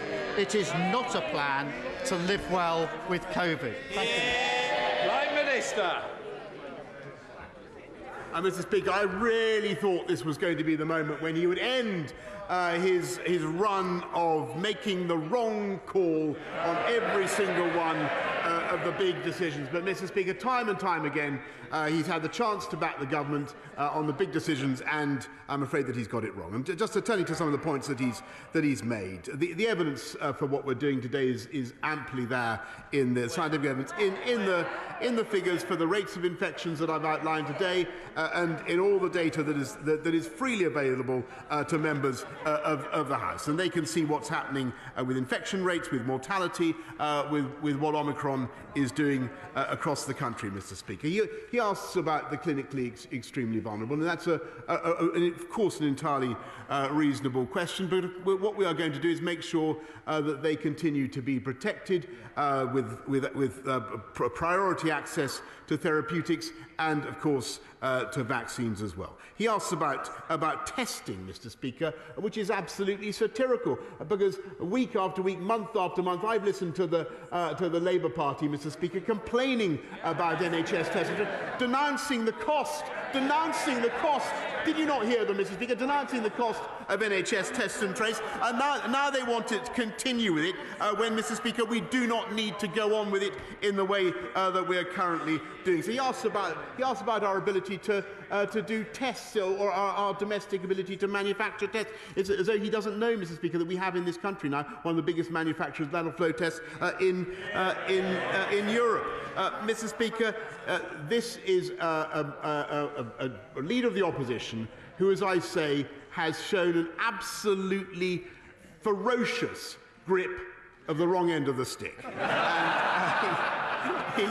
He never ceases to amaze. He was wrong on July the 19th. If you remember, totally wrong. He said we shouldn't open up on July the 19th. He said that the Labour Party, there he said that we needed a roadmap back into lockdown, Mr. Speaker, during December. They wanted to stay. He voted several times. They wanted to stay in the European Medicines Agency, and contrary to his denials in this House, Mr. Speaker, he voted several times to do so. He's been consistently wrong on all the big calls. He was wrong then, he's wrong now. What we are doing, Mr. Speaker, is moving forward in a balanced, sensible and proportionate way. Moving forward away from legal compulsion in a way that I think the British people understand, and trusting in them and trusting in their great sense of personal responsibility. Thank you, Mr. Speaker. I support today's announcement, which is a tribute to British science and to the government's leadership in the vaccine programme. Does the Prime Minister agree, when it comes to future pandemics, that the real danger zone are those early months when we don't have a vaccine against a new virus? And in that context, it's not just whether the NHS can cope, but whether the NHS can cope without switching off other vital life-saving treatments. And if he agrees with that it is not just enough to say that we have more doctors and nurses than we had before, but that we also need to make sure we have enough doctors for the future. And if he has plans for that, would he please tell the House how he will make sure that we are actually training enough? I thank my right honourable friend very much. And he's returning to a theme. He's returning to a theme that he's mentioned several times. We have a vast plan, Mr. Speaker, to recruit more nurses and more doctors than ever before. There already are more in the NHS than at any time in our history. We have 45,000 more now this year healthcare professionals than there were last year, Mr. Speaker, and we will continue to fund them. Leader of the SNP, Ian Blackford. Thank you, Mr. Speaker. This statement was billed as a Prime Minister's moment of pride, but it's clear that this morning has been a moment of panic for this government. Disagreement across Whitehall and a lack of any serious engagement with the devolved nations shows that these decisions are bereft of science or consultation. It appears these dangerous choices are purely political and have been made up on the hoof. It is another symptom of a government in turmoil. The illogical reality of UK finance means that these decisions, made for England by a failing Prime Minister, affect the money the devolved nations have to provide testing. It is unacceptable that the ability to protect money, I hear money. We're talking about protecting the people of Scotland, something that this Prime Minister is turning his back on. And it's unacceptable that the ability to protect our population can be imperilled on the basis of a political decision taken by a Prime Minister in crisis. His decisions directly affect whether Scotland has the funding required to keep its people safe. That is the ridiculous reality of devolution, but it's a reality that must be addressed. So will the Prime Minister now confirm what the residual funding for testing will be to enable the Scottish Government to pick up the pieces of this chaotic withdrawal of support? Mr Speaker, it makes the case for Scotland to take necessary measures to keep our people safe. We need the financial ability to make our own choices. That, Mr Speaker, only comes with independence. Mr Speaker. I will also hear the Leader of the Opposition in silence. I don't need the barricade. He certainly doesn't need it. I don't need it in Blackford. Thank you, Mr Speaker. PCR testing, the legal requirement to self-isolate and access to lateral flow testing have been instrumental, Prime Minister, in containing the virus. As we move forward to live with COVID, these are the very safeguards which support a return to normal life. And these short-sighted decisions have long-term implications. They also hamper vital surveillance efforts and impede the ability to respond to new variants. Mr Speaker, the reality is that we have a Prime Minister beset by chaos and mired in a police investigation for breaking his own COVID laws, and he can shake his head, but that's the reality, Mr Speaker. A Prime Minister who has no moral authority to lead, desperately seeking to appease his backbenchers. We know this reckless statement flies in the face of advice from scientists at the World Health Organization. That's because this statement is not about protecting the public. It's about the Prime Minister scrambling to save his own skin. Well, Mr Speaker, you wouldn't believe it from what the Right Honourable Gentleman has just said, but the cooperation between the UK Government and the Scottish Authority has been outstanding and will continue to be outstanding. And I can tell him, he asked about free tests and how they're to be paid for. It's very important. The free tests will, of course, continue until the beginning of April. And of course, if people want to continue beyond then, and I've set out for the House the reasons why we think it's much more sensible to focus, Mr Speaker, on surveillance and spotting new variants, put our investment into that rather than mass testing, then he has, Mr Speaker, access to the 41 billion record settlement that he has under Barnett. And he also, Mr Speaker, has access to hundreds of millions from the health and care levy. The only astonishing thing is that he voted against it. Thank you, Mr Speaker. I warmly welcome the statement the Prime Minister has made.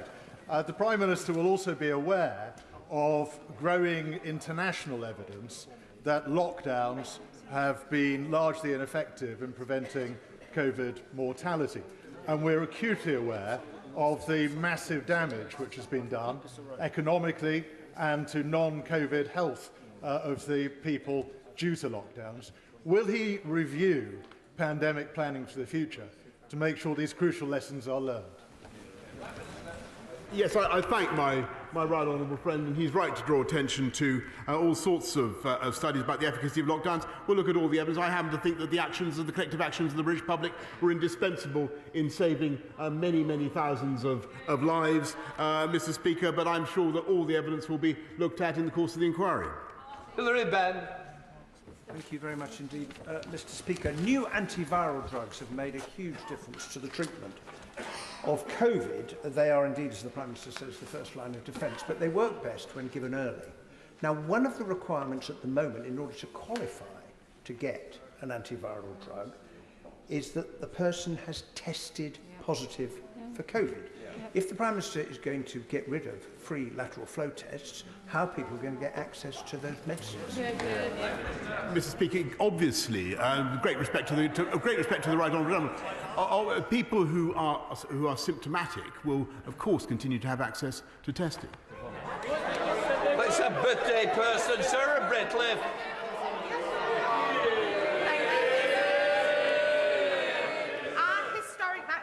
programme is the reason that we're in this position today, and I want to take this opportunity to thank everybody involved in Highburn and Haslingden for the rollout of the vaccination programme and those who have had to deal with the restrictions for longer than most. But does the Prime Minister agree with me that this is exactly why we must learn to live with the virus due to how damaging restrictions can be on mental health and well-being?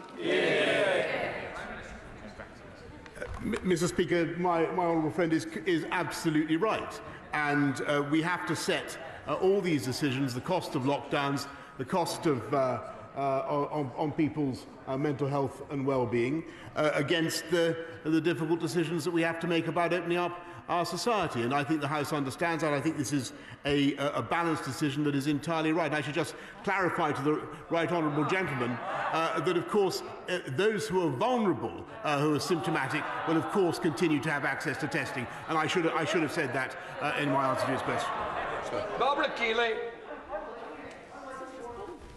Thank you, Mr. Speaker. In a recent survey, the majority of NHS leaders agree it was not the right time to end free testing for the public. Can the Prime Minister tell me why he disagrees with those NHS leaders and what scientific advice he has considered to come to this decision, which could have a real impact on the NHS elective recovery plan? I hear the anxieties of people, but I have to say that I think that this is the balanced and the right decision. Testing, and I just remind her of what her benches have previously said about the cost of testing. We now think that the best thing to focus on is, given the severity of Omicron, the best thing is to focus on surveillance and to use the huge funds that we're currently dedicating to mass testing on electives and all the other things that we need to do. Clark. Indeed, Mr. Speaker. Sir Andrew Pollard of the Oxford Vaccine Group said this morning that it doesn't make a big difference whether the decision to lift these restrictions is taken now or in a few weeks' time. So it's not clear what the purpose of waiting any longer would be. But one of the things that we do know in the past is at times we didn't have the testing capacity that we needed at times when we needed it most acutely. So given the ongoing surveillance, if that were to throw up a variant that was more dangerous than Omicron, how quickly can we stand up and deploy again mass testing? I thank him, and that's exactly the right question, Mr. Speaker, and that's why we're putting so much emphasis on surveillance, on the ONS, with its amazing granular ability to detect what is going on in local areas, as well as other forms of surveillance. We want to spot the new variant of concern as soon as we can, Mr. Speaker, and then we want to surge our testing capacity in the way that we did before, and of course much faster now, since it is all ready to go. We will have stockpiles, Mr. Speaker, we will keep our labs in readiness, and we will be able to surge where necessary. But now is not the right time to continue with mass testing, or from April it will not be the right time to continue with mass testing in the way that we have. David. Can I join the Prime Minister in sending our very best wishes to Her Majesty the Queen and hope she gets well soon? Mr. Speaker, there are millions of family carers across our country taking regular lateral flow tests to ensure they don't pass COVID on to their vulnerable loved ones. The Prime Minister now says these family carers must pay for COVID tests out of their own pocket, even though so many family carers can hardly make ends meet at the moment. Is the Prime Minister really telling people they must choose between money for the weekly shop or a test so they don't accidentally take this contagious virus into their loved ones' homes? Surely such a tax on caring would be unfair and unjust. Mr. Speaker, my honourable friend is right to draw attention to the need to honourable gentleman's right to draw attention to the need to protect care homes and those who work in care homes. He should wait until March, when we'll be setting out in more detail those who will continue to be entitled to free tests. The man for the rules, Matt Hancock. Thank you very much, Mr. Speaker. Mr. Speaker, almost 2 years ago now, this House voted unanimously on the statutory measures necessary to keep people safe during the pandemic. And I agree with the Prime Minister that now, thanks to the vaccines, these measures are no longer necessary, and indeed that we're the first major country in the world to be past the pandemic. But isn't it extraordinary that despite that consensus on restrictions back then, the consensus on giving people back their freedom, which is often so much harder, and trusting to personal responsibility, that consensus appears only to exist on this side of the House? Yes, Mr. Speaker, and I think it's a great shame that the opposition cannot find it in themselves to support what I think is a balanced and proportionate approach, and one, Mr. Speaker, that recognises that COVID has not gone away and that we cannot throw caution to the winds. Rod Shaw. Mr. Speaker, given everything else the Prime Minister said this afternoon, why is he keeping the bureaucratic and irritating passenger locator form when the whole of the rest of Europe can already travel freely by showing a vaccine certificate? Right. Well, a welcome call for liberty from the opposition benches. But I can tell him that we already have one of the most open travel systems in the world, and the passenger locator form, I understand his grievance against it. We are certainly reviewing it by Easter.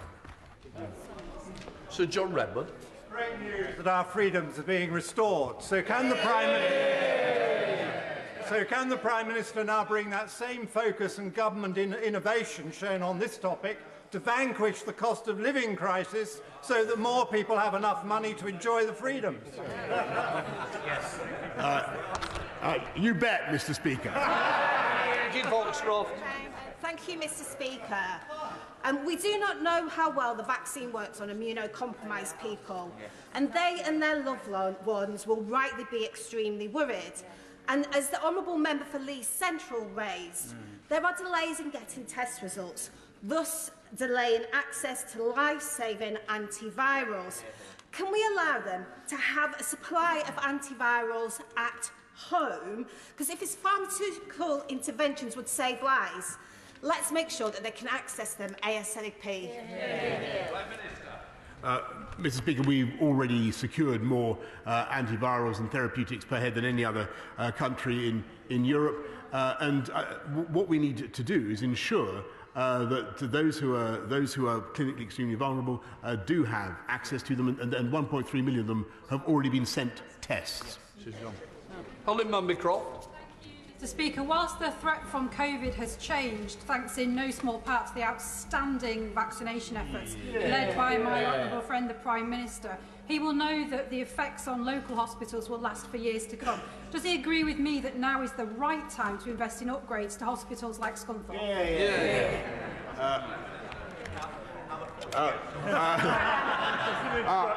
Now is exactly the right time, Mr. Speaker, to invest in hospitals like Scunthorpe across the country. I cannot give a commitment to the particular project that she described, but it is the kind of project, Mr. Speaker, 48 of which, as you know, Mr. Speaker, we are progressing across the country.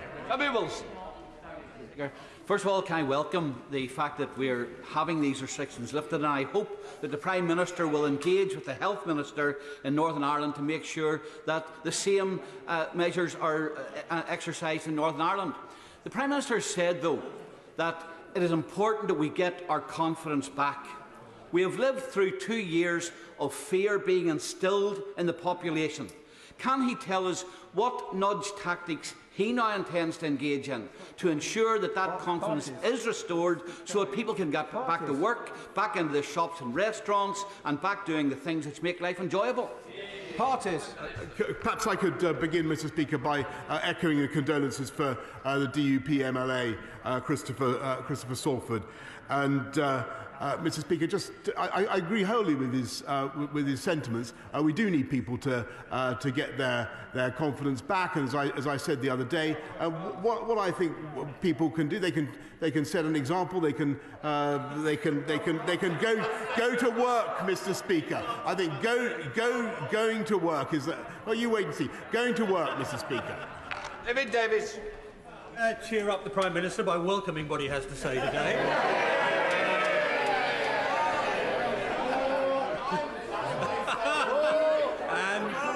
and say to him that the comment of the Leader of the Opposition that the government had no plan to deal with this was destroyed by his own friend, Right Honourable friend, the member for Leeds Central, who pointed out that antiviral therapeutics were incredibly effective, 95% effective against this disease. And am I right? Can the Prime Minister confirm that we have 2.75 million courses of such therapeutics available to us already? No, Mr. Speaker, I can't confirm that. What I can tell him, in fact, we have twice the amount. We have 4.9 million doses. Caroline Lucas. Thank you very much, Mr. Speaker. Living with COVID does not mean ignoring it, and he will be aware that lifting of restrictions today flies in the face of advice from many NHS leaders and health experts, including the BMA and the World Health Organization. And saying everyone should take personal responsibility, while at the very same time taking away the very means that would allow them to take that personal responsibility, is utterly perverse. So what would he say to those of my constituents, particularly those who are clinically extremely vulnerable, for whom his Freedom Day is a day of profound fear and loss of freedom? And will he clarify his response to the Right Honourable Member for Kingston and Surbiton? Because it's not just an issue of free testing for people in care homes, it's a question of free testing at the very least for the almost 7 million carers up and down this country. So just on that, Mr. Speaker, she should wait, as I said to her right honourable friend from Kingston and Surbiton. And on the clinically extremely vulnerable, I think it's very important to remember that they do have, and we will continue as we have throughout the pandemic, to look after them with all the therapeutics that we can, with vaccines where that's appropriate. As you know, the House knows the shielding programme ended in September. But I think what people need to recognise with the CEV, with the clinically extremely vulnerable, is that we should treat them with caution, just as anybody with any respiratory disease should treat the clinically extremely vulnerable with caution, respect them and act with responsibility. Edward Timpson. Mr. Speaker, and I fully endorse the Prime Minister's statement. It's a significant step forward. But whilst also wanting to get more confidence back into the country, people also want some consistency so they can plan ahead. And to that end, will he look at what we do with schools and education more generally, particularly around making them an essential part of our national infrastructure, so that in any future occasions where we may be considering restrictions across the country, schools, nurseries, colleges and universities are at the very back of that queue, so that we make sure that that lost learning we saw during this pandemic doesn't happen again? My honourable friend makes an excellent point, and that's why we're ensuring that schools are able to be as COVID secure as possible, sending out 350,000 CO2 monitors, 9,000 air cleaning units, amongst other steps that we're taking to protect schools. And I think it's very, very important that we should get the message over to everybody that schools are safe, and not one of the many things, Mr. Speaker, that the Leader of the Opposition got wrong. Alex Davis-Jones. The Prime Minister, in outlining his reckless plan for living with COVID, announced that he is relying on the British public to apply personal responsibility when it comes to the virus. Does this also apply to the Prime Minister? She says it's a reckless plan, Mr. Speaker. That was exactly the word that the Right Honourable Gentleman Leader of the Opposition used to describe the July 19th openings. I wonder whether she still believes that. Mr. Speaker, I'll take the Prime Minister's statement, if I may, as his application to join the COVID recovery group. He's very welcome indeed. I only wish it had been sooner. Can I ask him a question, though? On all of the lockdowns and the serious restrictions have all been implemented using the Public Health Act, some of them by ministerial decree, only approved by Parliament retrospectively. If we're to believe that next time will be different, why doesn't this plan include proposals to change the Public Health Act to make ministers more accountable to Parliament now, rather than kicking it into the long grass, waiting for the results of the COVID public inquiry? Well, I know that my right honourable friend is a staunch Thatcherite, and he will recall it was Margaret Thatcher who actually promulgated the Public Health Act in 1984. It has served this country well for a long time. I'll consider the point that he makes. It is a valuable one, but I think it may also be something that the inquiry will want to consider themselves. Dr. Philippa Whitford. Thank you very much, Mr. Speaker. With 38,000 new COVID cases today, can the Prime Minister explain which public health experts advised abandoning testing and isolation, and when will that advice be published? Yes, I thank her very much. And as you know, cases are falling, hospitalisations are falling, and the number of excess deaths from Omicron is actually in negative territory, and we consult a wide range of scientific opinion, including SAGE and clearly CSA and CMO, but the decisions are for ministers, and we take them. Lee Anderson. Thank you, Mr. Speaker. Now then, unlike the opposition, the Prime Minister has got all the big decisions right through the pandemic. But will he agree with me that we should never return to a full lockdown, and any isolation should be targeted? It should be the clinically vulnerable, the elderly and the Labour front bench. Not in that order. Mr. Speaker, my honourable friend has put it brilliantly and succinctly, and I have nothing to add. Chris Bryan. Thank you, Mr. Speaker. Liberty is always better than the alternative. As long as everybody can share in that liberty equally. So the anxiety for some of us, especially those who represent very poor communities, is that if you are symptomatic and free testing is ended, you may end up having to pay £59, £119 for a PCR test. And then on top of that, if you do the responsible thing and stay away from work, you may be in a job where you're not going to get any money at all, or you're going to get pathetic sick pay. Don't we have to make sure, if we are going to make sure that everybody shares in that liberty equally, that the poorest in Britain get a better deal? The right honourable gentleman makes a very important point, but I think that overwhelmingly, first of all, there will be statutory sick pay available. But secondly, I think if I may say so, I think he underestimates people's sense of responsibility, and also people's willingness to do the right thing by others. Mr. Speaker, I welcome what the Prime Minister has set out today, and I especially welcome his commitment to Scunny Hospital. And I also welcome his continuation of the ONS survey study, not least because my mum and dad have been taking part in it, and it's given them something to do throughout the course of COVID, rather than text me constantly. But can I, on NHS testing, as somebody who knows works in the NHS myself, I like getting my test before I book on duty. It makes me feel safe when I'm going into care homes to attend patients or elsewhere. So as he sets out how testing will continue in March, can he set out clearly what the situation will be for testing of NHS workers? Can I first of all thank my honourable friend very much for his service in the NHS and throughout the pandemic, and I've seen him in action, but also to say that on his point about the NHS, that will be for the NHS to determine themselves. Florence Session-Lurby. Thank you, Mr. Speaker. The Prime Minister mentioned this afternoon it's about personal responsibility, and it is. It's about our personal responsibility not to inadvertently pass on that virus to someone who's vulnerable.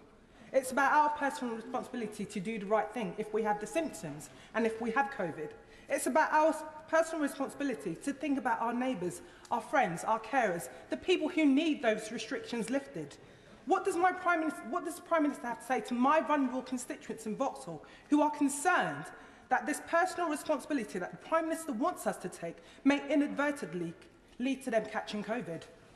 Prime Minister. I thank her very much, and she's right to focus on personal responsibility, but the other part of the strategy is the vaccinations, and this is a vaccine-led strategy, and that's what enables us and that's what enables us now to rely on people's personal responsibility as well.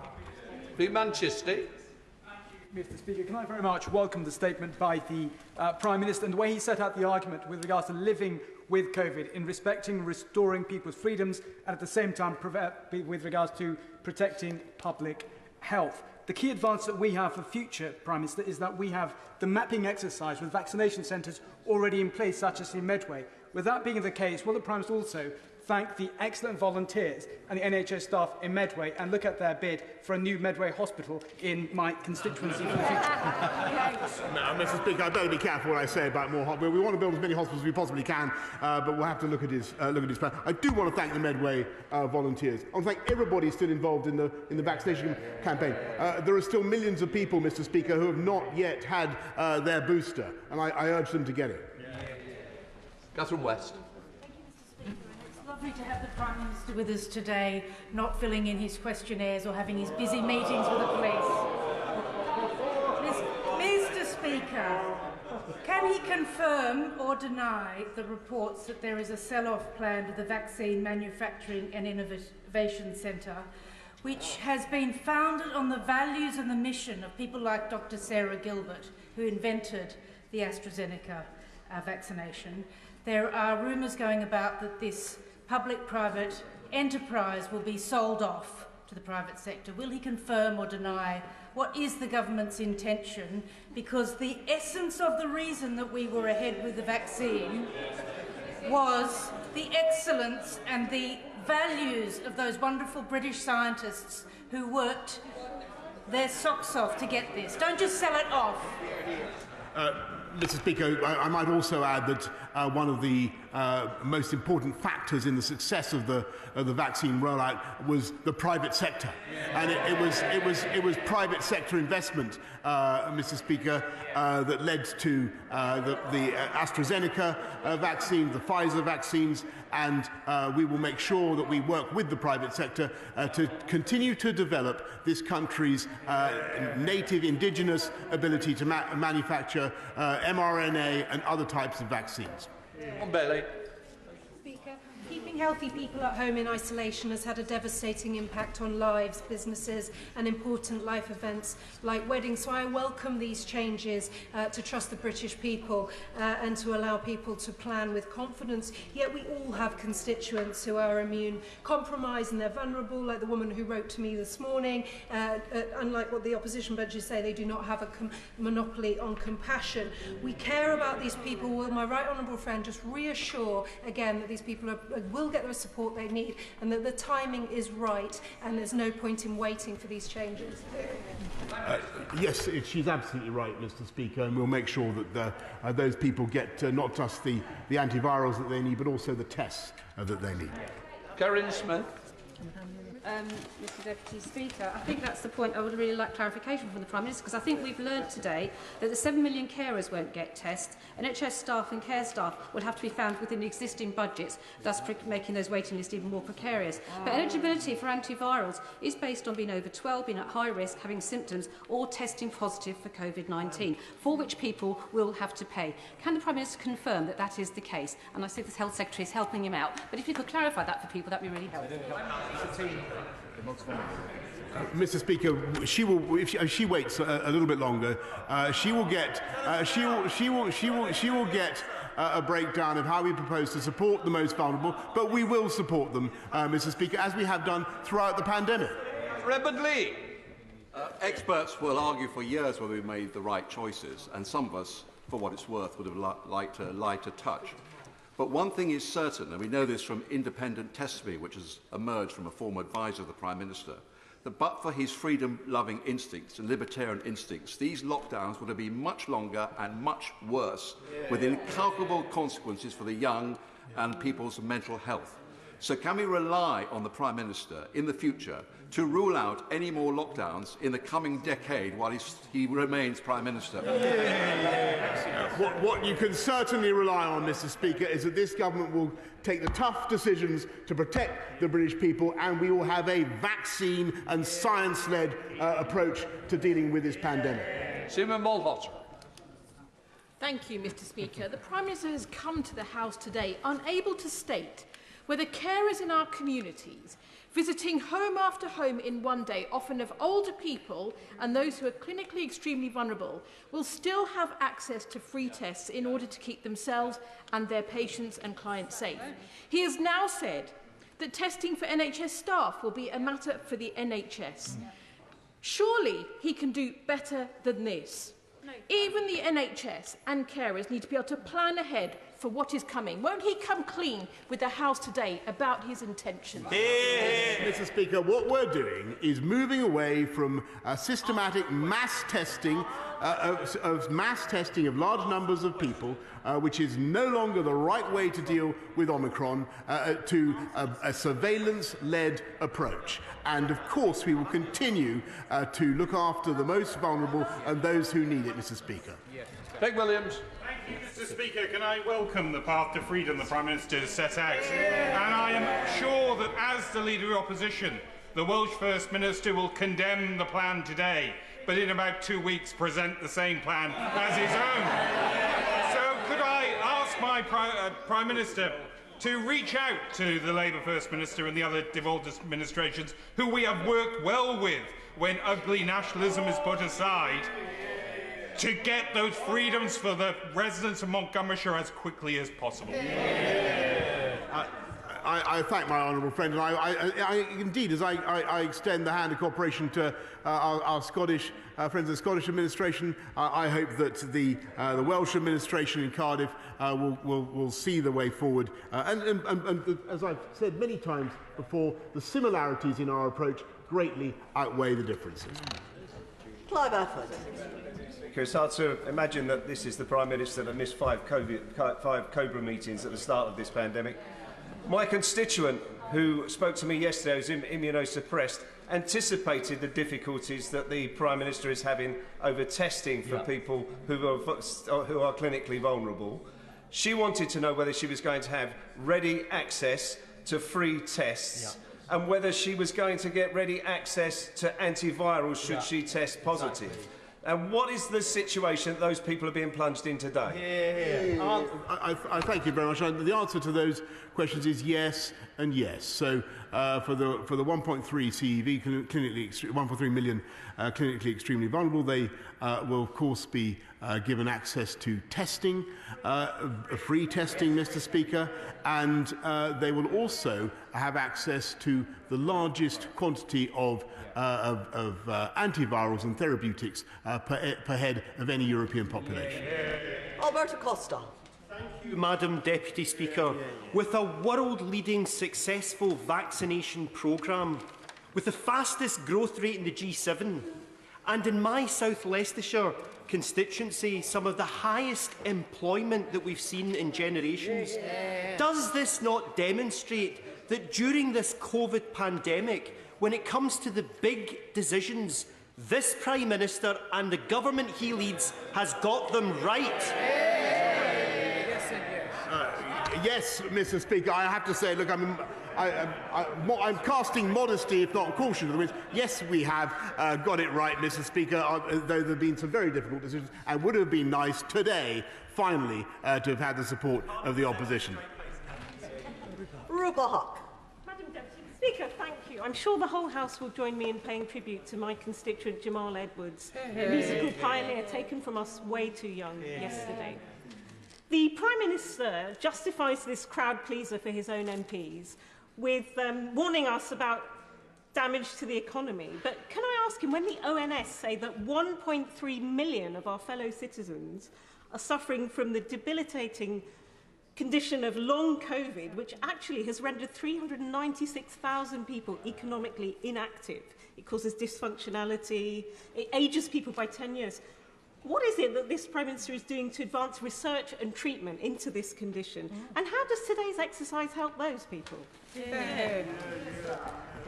She's absolutely right, Madam Deputy Speaker, to mention the problem of long COVID. We've invested £224 million into expanding NHS treatment of long COVID, and we're putting another £50 million into research into that syndrome. Henry Smith. Thank you very much, Madam Deputy Speaker. I very much welcome the Prime Minister's statement today, a return to liberty, so that we can further grow our economy, so that we can tackle those other health conditions. But can he say a little bit more about what targeted support will be provided for those who are immunosuppressed and immunocompromised, such as those with blood cancer? And then one I thank him very much. So we've secured supplies of monoclonal antibodies, as I told the House, in record numbers. But what we'll also do is make sure that those who are immunosuppressed have access to testing to see whether they need the therapeutics. Gavin Newlands. Thank you very much, Madam Deputy Speaker. The deep irony about this Prime Minister election as in personal responsibility won't be lost on the public watching at home. And to misquote Kevin Bridges, personal responsibility won't pay the bills.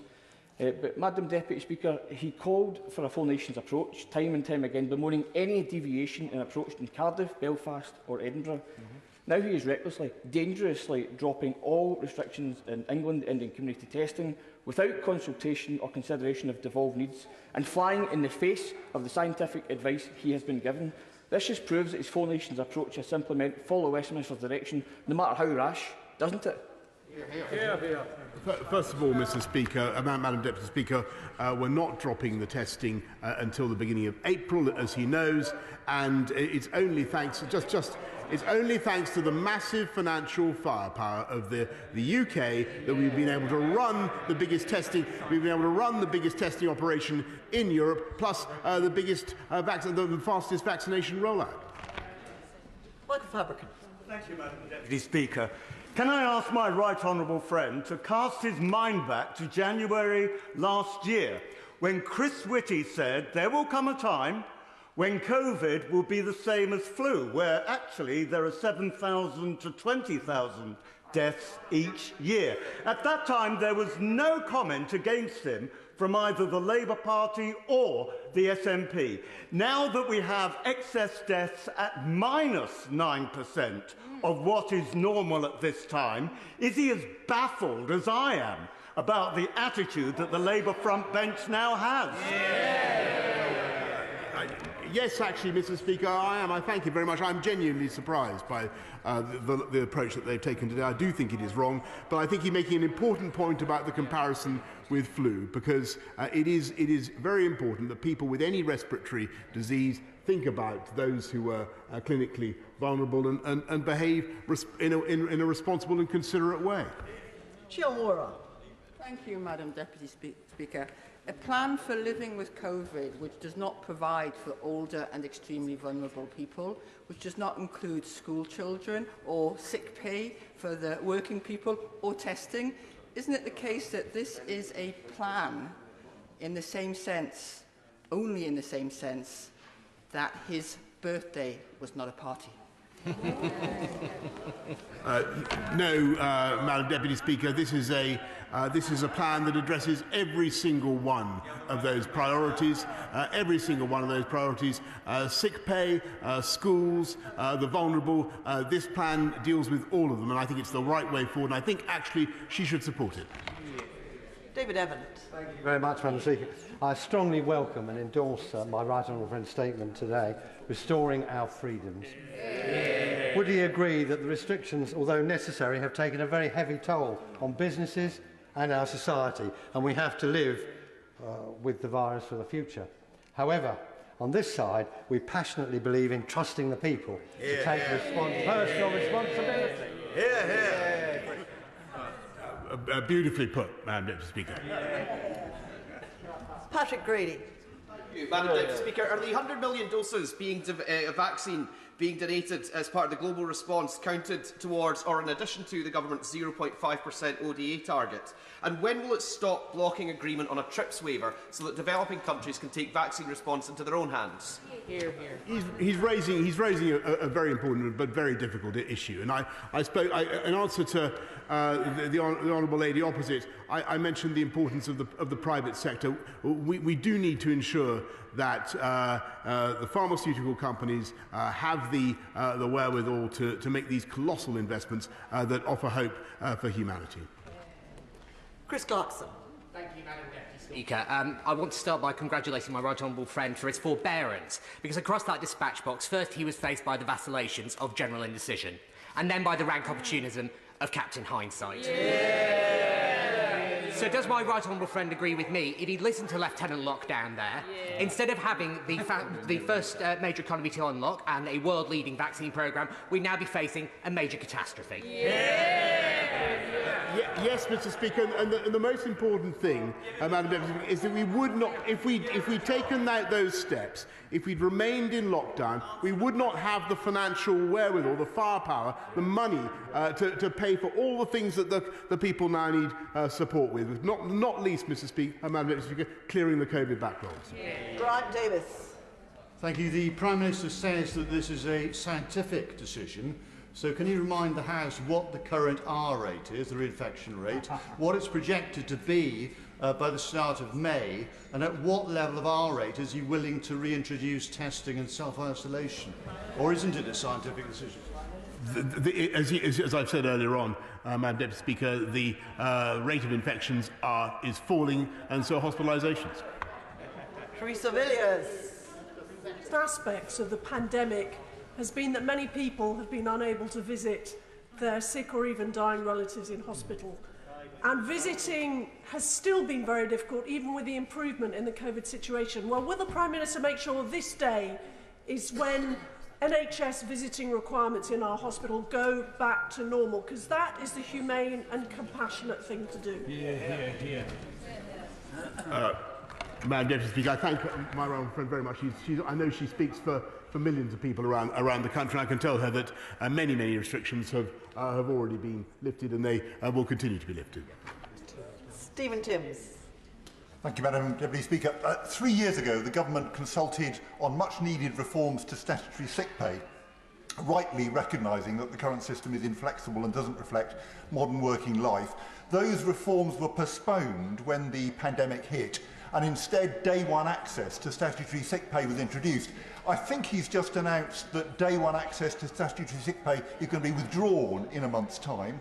Will he then now bring forward the much needed and long delayed reforms to statutory sick pay? As the right honourable gentleman knows, that statutory sick pay is only a part of what many employees already receive as part of their sick pay. Duncan Baker. To remind people, the Prime Minister was right last July when we came out of lockdown with the sensible steps we took. Also proved right that we were absolutely doing the right thing when we went against the grain of many other nations and ended up riding out the situation that we had at Christmas. So I entirely endorse what we're seeing today. There's been a number of good questions about the immunosuppressed. So could I ask a slightly different one, that rather than wait for assessments from a GP or a consultant, who are, after all, very busy and not working 24/7 all the time, that we consider a 24-hour immunosuppressed hotline for advice which would help these anxious people and give direct support as they learn to live with COVID. Can I thank my honourable friend for that extremely interesting idea, and I know it's one that my right honourable friend, the Health Secretary, may wish to discuss with him. Justin Matters. Thank you, Madam Deputy Speaker. I'm not sure if the Prime Minister understands that supporting people to self-isolate isn't a restriction on their freedom. It's actually what a responsible government does. So he will know that millions of people don't qualify for SSP at the moment, and without financial support they will not be able to self-isolate. So can he understand the invidious position that he's actually putting some people in? Madam Deputy Speaker, of course I understand the difficult position that some people may find themselves in, but I hope that everybody will also understand that it is our job to be responsible towards others and to avoid spreading the disease. James Stevenson. Speaker, one of the biggest tragedies of the pandemic has been the isolation and desperation of those living in care homes and of their families at home, many of whom join groups like Rights for Residents. Can the Prime Minister assure them that they will now be able to visit their loved ones in care homes with the use of testing and other measures to keep them safe? Yes, Madam Deputy Speaker. Janet Davey. Thank you, Madam Deputy Speaker. When people attend our wonderful Lewisham Hospital A&E department for treatment and have a blood test, they are automatically tested for HIV unless they opt out. The oldest person to discover she was HIV was 75 years old. The reason I raise this to the Prime Minister is because many people still have weakened immunity and do not know this. Having COVID restrictions lifted further exposes people with a weakened immunity to the virus. Can the Prime Minister say how he intends to protect these people? I thank her very much, and she's right to draw attention to the immunosuppressed and those who are particularly vulnerable. That's why they will continue to have access to free testing, plus the therapeutics that I've described. Craig Whittaker. Thank you, Madam Deputy Speaker. The British sequencing regime in this country is one of the best in the world, with over 13% of all tests sequenced here in this country. Now, on that basis, can my honourable friend say what steps are being taken to ensure that despite reductions in testing, that our sequencing capacity in this country will stay at one of the best in the world? Hear, hear. I can certainly assure my honourable friend that we will retain that capacity. Rachel Maskell.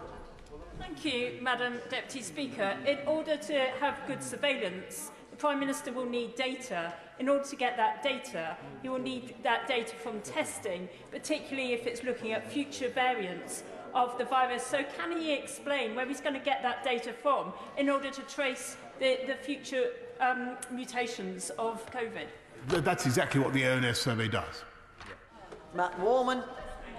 Deputy Speaker, it is the vaccination programme led by this Prime Minister that got us to this position, and it is the vaccination programme that will keep us out of lockdown. But what we know from the pandemic is that online misinformation about the vaccine costs lives. The Prime Minister took a very strong line on this early in the pandemic. As we continue to rely on vaccines, can he reassure me that we will not suffer online misinformation about vaccines, which will continue to save lives? Yeah. Yes, Madam Deputy Speaker, and one of the things the Online Harms Bill does is to try to tackle that kind of pernicious disinformation online. Brendan O'Hara. Thank you, Madam Deputy Speaker. Unless the Prime Minister publishes the full advice which says that this decision was science-led, it will confirm what we have long suspected, that he is prepared to sacrifice anything and anyone in order to save his own skin. He just claimed that he'd been working closely with the devolved governments on this issue. So why then are the Scottish Government and the Welsh Government saying that the first they'd heard of this plan was his throwaway line at PMQs just 10 days ago? Here. Madam Deputy Speaker, I would have thought 10 days was quite a lot of notice. Hugh Merriman. Madam Deputy Speaker, I agree with the Prime Minister. Now is the right time to make these changes. Can I therefore ask him how it can be justified that the passenger location form stays in place? Can I ask him to commit to end this form by Easter? It would give a much-needed shot in the arm to the travel industry. I hear him loud and clear, and as I've heard several pleas on that matter today already, and repeat what I've said, we'll be looking into it before Easter.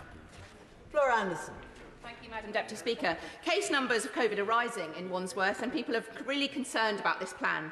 They've had to choose between heating and eating, and now they'll have to choose between heating, eating and testing. There have been a flurry of reports about a paralysed cabinet arguing over what to announce here at the 11th hour. The Prime Minister is asking us to have confidence in a plan that health leaders do not have confidence in. Can he assure the House today that the full Cabinet have confidence in this plan? Yes, of course they do, Madam Deputy. Of course they do, and this plan is completely scientifically attested. It's the right thing to do. Robert Jenrick. Thank you, Madam Deputy Speaker. Can I thank my right honourable friend for this very important statement today and the reassurance that he has provided in the statement to the clinically extremely vulnerable. The government took huge steps to support those individuals, like creating the shielding programme that delivered millions of food boxes to people's doors within a matter of weeks. And it's absolutely right that we continue to stand by and support them into the future with testing, with the antivirals, as he's already laid out today. Yeah. He's quite right in what he says about the plan, but Madam Deputy, can I thank him for his outstanding work when he was responsible for local government in helping to deliver those parcels and helping to support people in the way that he did. Richard Thompson. Thank you, Madam Deputy Speaker. I'm sure the Prime Minister has taken or has consulted the Chief Medical Officer for England and the Chief Scientific Officer for England. But consulting them is not quite the same thing as taking their advice. So can the Prime Minister confirm for the House today, has he taken the advice of the Chief Medical Officer and Chief Scientific Officer when it comes to ending mandatory self-isolation periods and ending testing? I've not only consulted their opinions, I've taken their advice, and if after this statement, Madam Deputy Speaker, I hope very much that he will be able to see a press conference involving both those gentlemen and questions that will no doubt be put to them as well. Richard Drax. To lead is a lonely place, and I've seen courage today, and I'd like to thank my right friend for the statement that he's made. If he recalls, we weren't on the same side when it came to lockdown, and in that regard, can I gently suggest to my right friend that were a pandemic to strike again, the government advises and counsels and doesn't curb our freedoms. It's fair to say that I think everybody is going to want to learn all the lessons from this pandemic, Madam Deputy Speaker, and make sure that we take the best steps should a new variant strike us. But I have great confidence in vaccines. Rachel Hopkins. Thank you, Madam Deputy Speaker. The Prime Minister has focused now on a vaccines strategy as our first line of defence. So will the Prime Minister assure me that he will take personal responsibility for areas like mine that only have a booster rate of 39% to ensure continued vaccination in our community so that my constituents aren't left behind in this rush to freedom? Yes, she makes a very good point, and I will do anything I can to help her. The national average for adults for boosters is about 71% now, so that is low, and we will do what we can to help. Jerome Mayhew. The data has now proven that Labour and the naysayers were wrong about Omicron. How important was that decision not to lock down at Christmas, building resilience in our communities but also in our economy, in the ability today to lift restrictions? I thank my honourable. I think that look, we have to be humble in the face of this disease, Madam Deputy Speaker. It remains a dangerous disease. We must continue to be cautious, but we also have to take balanced decisions that are right for the country. And I think it is clear now that both the July the 19th decision and the decision over Christmas and a New Year were correct. Stephen Flynn. Madam Deputy Speaker, is it not the case that the decision being taken here today has nothing to do with protecting public health, but everything to do with protecting this Prime Minister from his own backbenchers? No, he's completely wrong. Nick Fletcher. Thank you, Madam Deputy Speaker. The businesses in the market town of Thorn in my constituency are failing to benefit from the UK's fantastic growth due to the main car park being used by a COVID testing facility. With today's announcement, can the PM confirm that these facilities will now be vastly reduced or removed so that towns like Thorn can get back to their bustling pre-pandemic norm? Yes, I know exactly what he's talking about. I'm sure he speaks for many, and that facility, and it's done fantastic work, but it will be decommissioned shortly. Jim Shannon. Thank you, Madam Deputy Speaker. Can I thank the Prime Minister for the COVID-19 vaccination programmes that all of the citizens of the United Kingdom of Great Britain and Northern Ireland have benefited from. Whilst I am in agreement that we broadly need to move safely forward, will the Prime Minister outline whether the plans will include the free lateral flow test for the army of unpaid carers that have kept society taking over, with indications that 1 in 7 are unpaid carers in Northern Ireland alone who need to test before they come in and provide care for their vulnerable or their elderly loved ones, and must therefore have access to free testing to continue to provide this often overlooked but very, very necessary care. Thank you. Madam, I want to repeat for the House, I think it's incredibly important people understand that the strategy for containing Omicron is not to test everybody or large numbers of people. It is surveillance. That we will be bringing forward particular groups that we want to continue to offer free tests to, such as the clinically extremely vulnerable. But there will be more on that in the course of the next few weeks. And the prize for patience and perseverance goes to Greg Smith. Thank you. Thank you, Madam Deputy Speaker. I warmly welcome my right honourable friend's statement this afternoon. He is making the right call. Freedom works. Indeed, we should always cherish freedom. But as we have seen in the past, when previous restrictions have been lifted, some bodies, particularly those with a union hand hovering over them, have continued with those restrictions regardless. So as we rightly lift these restrictions and allow others to lapse, can my right honourable friend give a clear message that the turn to personal responsibility is not a licence for those bodies to carry on with the restrictions regardless? I thank my honourable friend very much, but I think that the feeling, if I understand him correctly, he's referring to the devolved administrations. I think that was what he was saying. I think the instinct for liberty burns just as brightly in Scotland and Wales, Mr. Speaker, and Northern Ireland. And I think the people of the whole of the United Kingdom will understand that what we want is a sensible, balanced, and proportionate approach that moves away from legal compulsion, something that has been quite extraordinary for these times, and moves in favour of people being considerate towards others and taking personal responsibility. Thank you. I will pause for a moment to allow people to leave in a swift and silent manner before making space for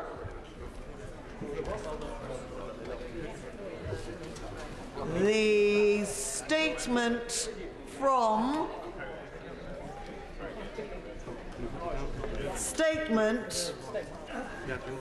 the Secretary of State for Business, Energy and Industrial Strategy. Thank you very much, Madam Deputy Speaker. With your permission, I would like to make a statement on the electricity disruptions as a result of Storm Eunice and set out exactly how we're working to ensure that power is restored to people's homes as quickly as possible. Storm Eunice, as everybody knows, brought severe weather, including wind gusts of up to 122 miles per hour, among the highest ever recorded, the highest speeds ever recorded in England. The Met Office took the unprecedented step of issuing a double red weather warning for Friday. Ensuing hurricane-force winds have caused extensive damage to buildings and trees. They've also caused power outages and widespread travel delays. After a day of disruption caused by Storm Eunice on Friday, last night, Storm Franklin made landfall. And it must be remembered that in this difficult time, 4 people have tragically lost their lives in incidents related to storms. And my thoughts, and I'm sure the thoughts of the whole House, are with the families and friends of those who have lost loved ones. The Met Office estimates that further strong gusts today, though not on the same scale as Storm Eunice, will occur. Some people, particularly in the south and east of England, have been without power for more than 72 hours. I want to reassure them that we have dedicated teams of engineers working night and day to get them reconnected as soon as possible. Continuing poor weather conditions have hampered those efforts, but I'm pleased to say that as of now, over 98% of those affected by storms, over 1.4 million customers, have had their power restored so far, their supply restored. However, as of only 4 o'clock today, there are still just under 30,000 households who are without power. Today, my right honourable friend, the member for Hammersmith and Fulham, has been in Sevenoaks in Kent to see the impacts of the storm and to observe repairs. This weekend, I spoke, Madam Deputy Speaker, directly with leaders at Scottish and Southern Energy Networks, and today I had conversations with leading managers at UK Power Networks and Western Power Distribution. They have given me assurances, Madam Deputy Speaker, that restoration is happening as quickly as possible. The UK has been particularly badly hit by storms this year, but I'm pleased to say that overall our network operators and our brave emergency services have learnt lessons about how we can improve our response, and we will continue to learn those lessons. When I commissioned the review into our response to Storm Arwen in November, I made clear that the very long delays some people faced to be reconnected were not acceptable. I'm pleased to say that where practical, network operators have already implemented improvements to their procedures. Additionally, operators are sharing resources and making sure that engineers are sent to the worst affected areas. Welfare provisions are in place for those who are most in need, particularly the vulnerable members of our community. Network operators are engaged with local partners to ensure that people are being supported. Catering units are travelling to badly hit areas, and smaller welfare units are providing hot water and other facilities to people adversely affected. I'm Deputy Speaker to the network operators and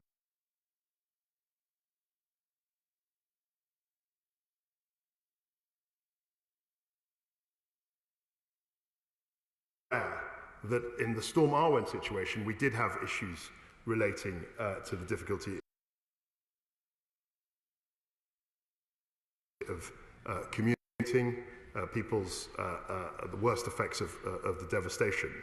And people are still experiencing issues today. But I'm very pleased to say that if they call their network operator by dialing 105 from their mobile, there should be a speedy response. This action will automatically route them to the right operator based on their particular physical location. Madam Deputy Speaker, this is the first time in recorded history, I believe, that 3 named storms have come in such quick succession, day after day, since the storm naming convention was introduced little less than a decade ago. It's a difficult time for many people, but I've been reassured that operators are working extremely hard to make sure that people are reconnected as quickly as possible and at the latest in the next couple of days. And I and my department will continue to provide that support and apply pressure where need be to ensure that this happens in a timely way. Ed Miliband. Thank you, Madam Deputy Speaker. Can I thank the Secretary of State for his statement, and let me first join him in sending my condolences to the families of the victims who tragically died during Storm Eunice. And I express my sympathy to all of those who have been affected by the storms. Many families have endured real hardship in these last few days without power for an extended period. And I also know, including from my own constituency, that many others are currently facing anxious times from the threat of flooding from Storm Franklin, and my thoughts are with them too. And I also want to join him in offering praise for all the engineers, network staff and the emergency services who have done such a really important job in incredibly difficult circumstances over the last few days, and also local authorities who've played a really important role in the emergency response. On the substance of his statement, let me just make a few points and ask some questions. First, as he says, the most important priority is to reconnect those still without power. I welcome what he says about people being reconnected by Wednesday at the latest, and I trust he will, as he says, hold all the companies to account to mobilise all their resources from indeed around the whole country to make sure this happens.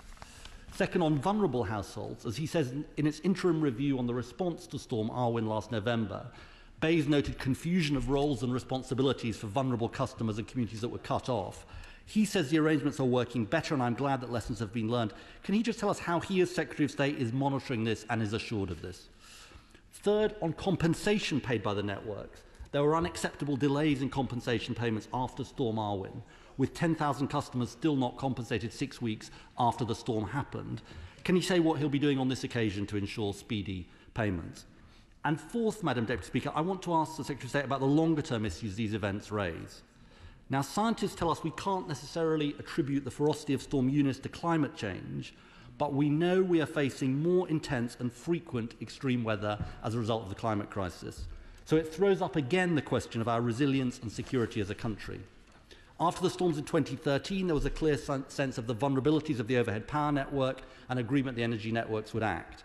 In its interim report on Storm Arwen this month, again Ofgem said they would review the costs and benefits of the resilience of overhead lines, and the Climate Change Committee has highlighted climate risks to the power system.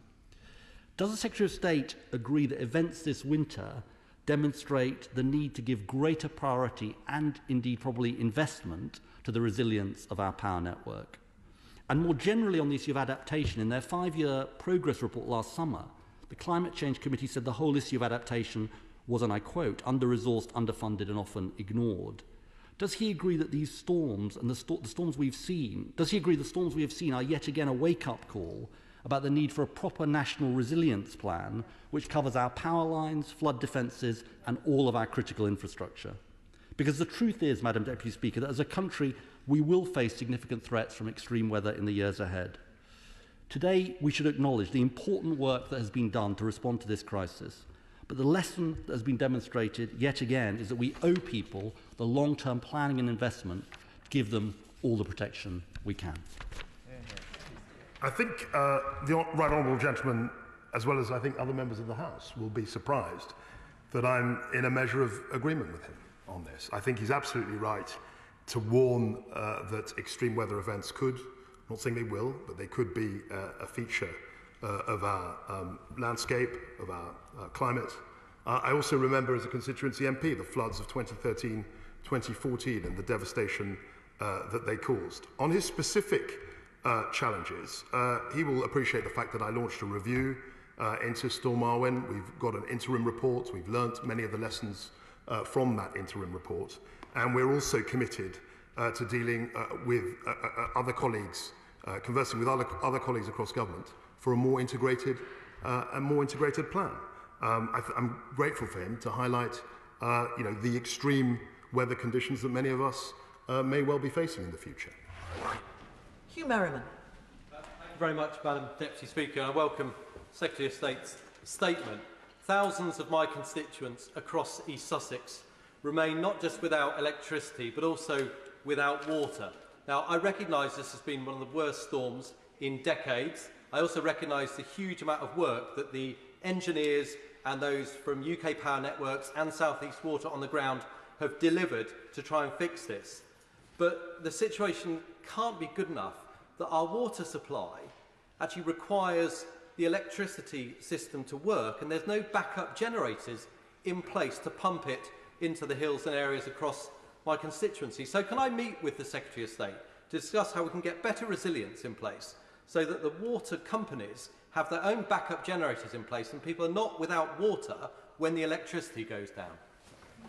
I think my honourable friend makes a very fair point, and he is absolutely right to point out the difficulties that people are facing, intolerable difficulties with regard to water supply, and that's something which colleagues in the department in DEFRA and also officials in Bays are very, very engaged with. And I'd be very happy to speak to him at a time when it's convenient. Gavin Newlands. Thank you very much, Madam Deputy Speaker. Following storms Arwen and Barra in November and December, Malik and Corrie in late January, we've now had 3 named storms in a week in Dudley, Eunice and Franklin, with a potential 4th in 8 days, Gladys, later this week. This winter, it seems, Madam Deputy Speaker, will not go quietly. But naming storms sometimes can dull the impact of these storms, but the truth is, Madam Deputy Speaker, that these storms with the heavy rain and snowfall combined with record-breaking wind have caused huge damage to buildings, environmental destruction, and sadly 4 people have lost their lives as a result of uprooted trees, flying debris and flooding, and my sympathies are very much with all of those affected. And can I join the Shadow Secretary of State in thanking all those engineers restoring power to homes right across the country, and indeed the Network Rail engineers for restoring our track and keeping us moving across the country. And I'm very sympathetic to points he made about compensation payments. But climate change has seen an increased frequency of storms, with Storm Franklin currently causing flood warnings in parts of Scotland, England, Wales and Northern Ireland. So will the Secretary of State confirm that he will do all he can to ensure his government keeps its climate pledge and the large spending commitments that goes with them, and ignore those on his backbenches who seem obsessed with the UK reneging on its agreements? And what is being done while we're ahead of COP26 to discuss future international responses to worldwide extreme weather? But finally, Eunice left about 1.4 million houses without power. Storm Arwen affected more than 1 million homes, including thousands in Aberdeenshire without power for well over a week. Which short and long-term plans are being considered by the UK Government to strengthen our energy resilience and infrastructure, and crucially, what's being done to ensure we don't see a repeat of last year with thousands without power for so long? The honourable gentleman raises a number of fair points. I mean, with respect to the net zero challenge, he'll be pleased to know in the latest CSR that was announced by my right honourable friend, the Chancellor, at the end of last year, we had a considerable uplift in the capital spend dedicated to net zero.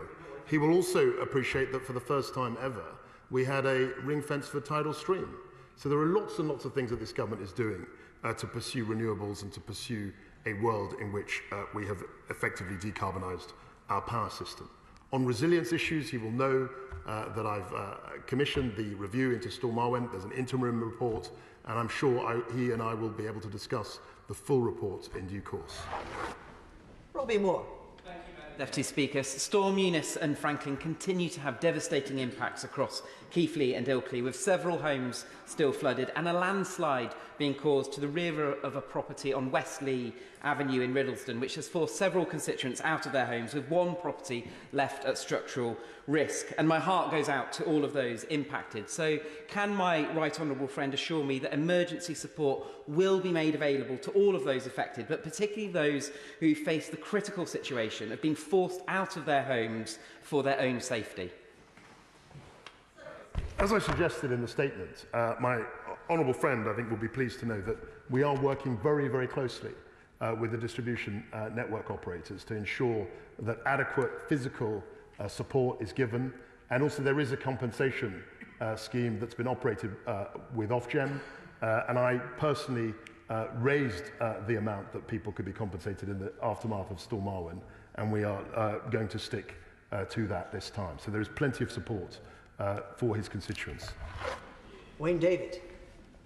Last week saw a red alert for much of South Wales. I note that the Minister has said there's been a number of discussions with electricity companies, including Western Power Distribution. But can he tell the House what discussion has been with the Welsh Government? We speak to officials in the devolved administrations on a regular basis. I only spoke to WPD and the distribution network companies, but our officials engage with DA colleagues all the time. Theo Clark. Thank you, Madam Deputy Speaker. Following this week's storms, yet again my Stafford constituents have been hit by flooding in their homes, and Staffordshire businesses have again been disrupted. So will my right honourable friend work with me to create a flood control centre based in Stafford, which will provide 24-hour local assistance to my constituents affected by flooding in Stafford? So, I'd like to reassure my honourable friend that as a consequence of the 2013-2014 floods, we did establish and make much more robust local resilience fora and flood defence networks. And I'd be very happy to discuss with her schemes that may be applied to her constituency, particularly in regard to a centre in Stafford. Stephanie Peacock. Thank you, Madam Deputy Speaker. There are flood warnings in place across South Yorkshire, a worrying time for many in Barnsley, especially those without adequate insurance. Now, I acknowledge the work of Flood Re, but sadly for many it is still not affordable. So what work is the government doing with insurance companies to make sure everyone can get the insurance that they deserve? Again, I refer to the 2013-2014 period. I know a number of people weren't in the House at that time, but this is precisely the issue that came up. And we've tried to engage with Flood Re. I think they have responded more effectively, and we're going to try and see what more could be done in this area. Mark Pritchard. Thank you, Madam Deputy Speaker. Shropshire has seen 3 storms in 1 week. Massive flooding along the River Severn and displaced flooding, huge amount of storm damage. Often in these circumstances, the actions or inactions of insurance companies supporting struggling businesses post-pandemic and now being flooded, and people that have been driven out of their homes, compounds the trauma that so many people suffer. Would the Secretary of State ensure that his department deals with the association of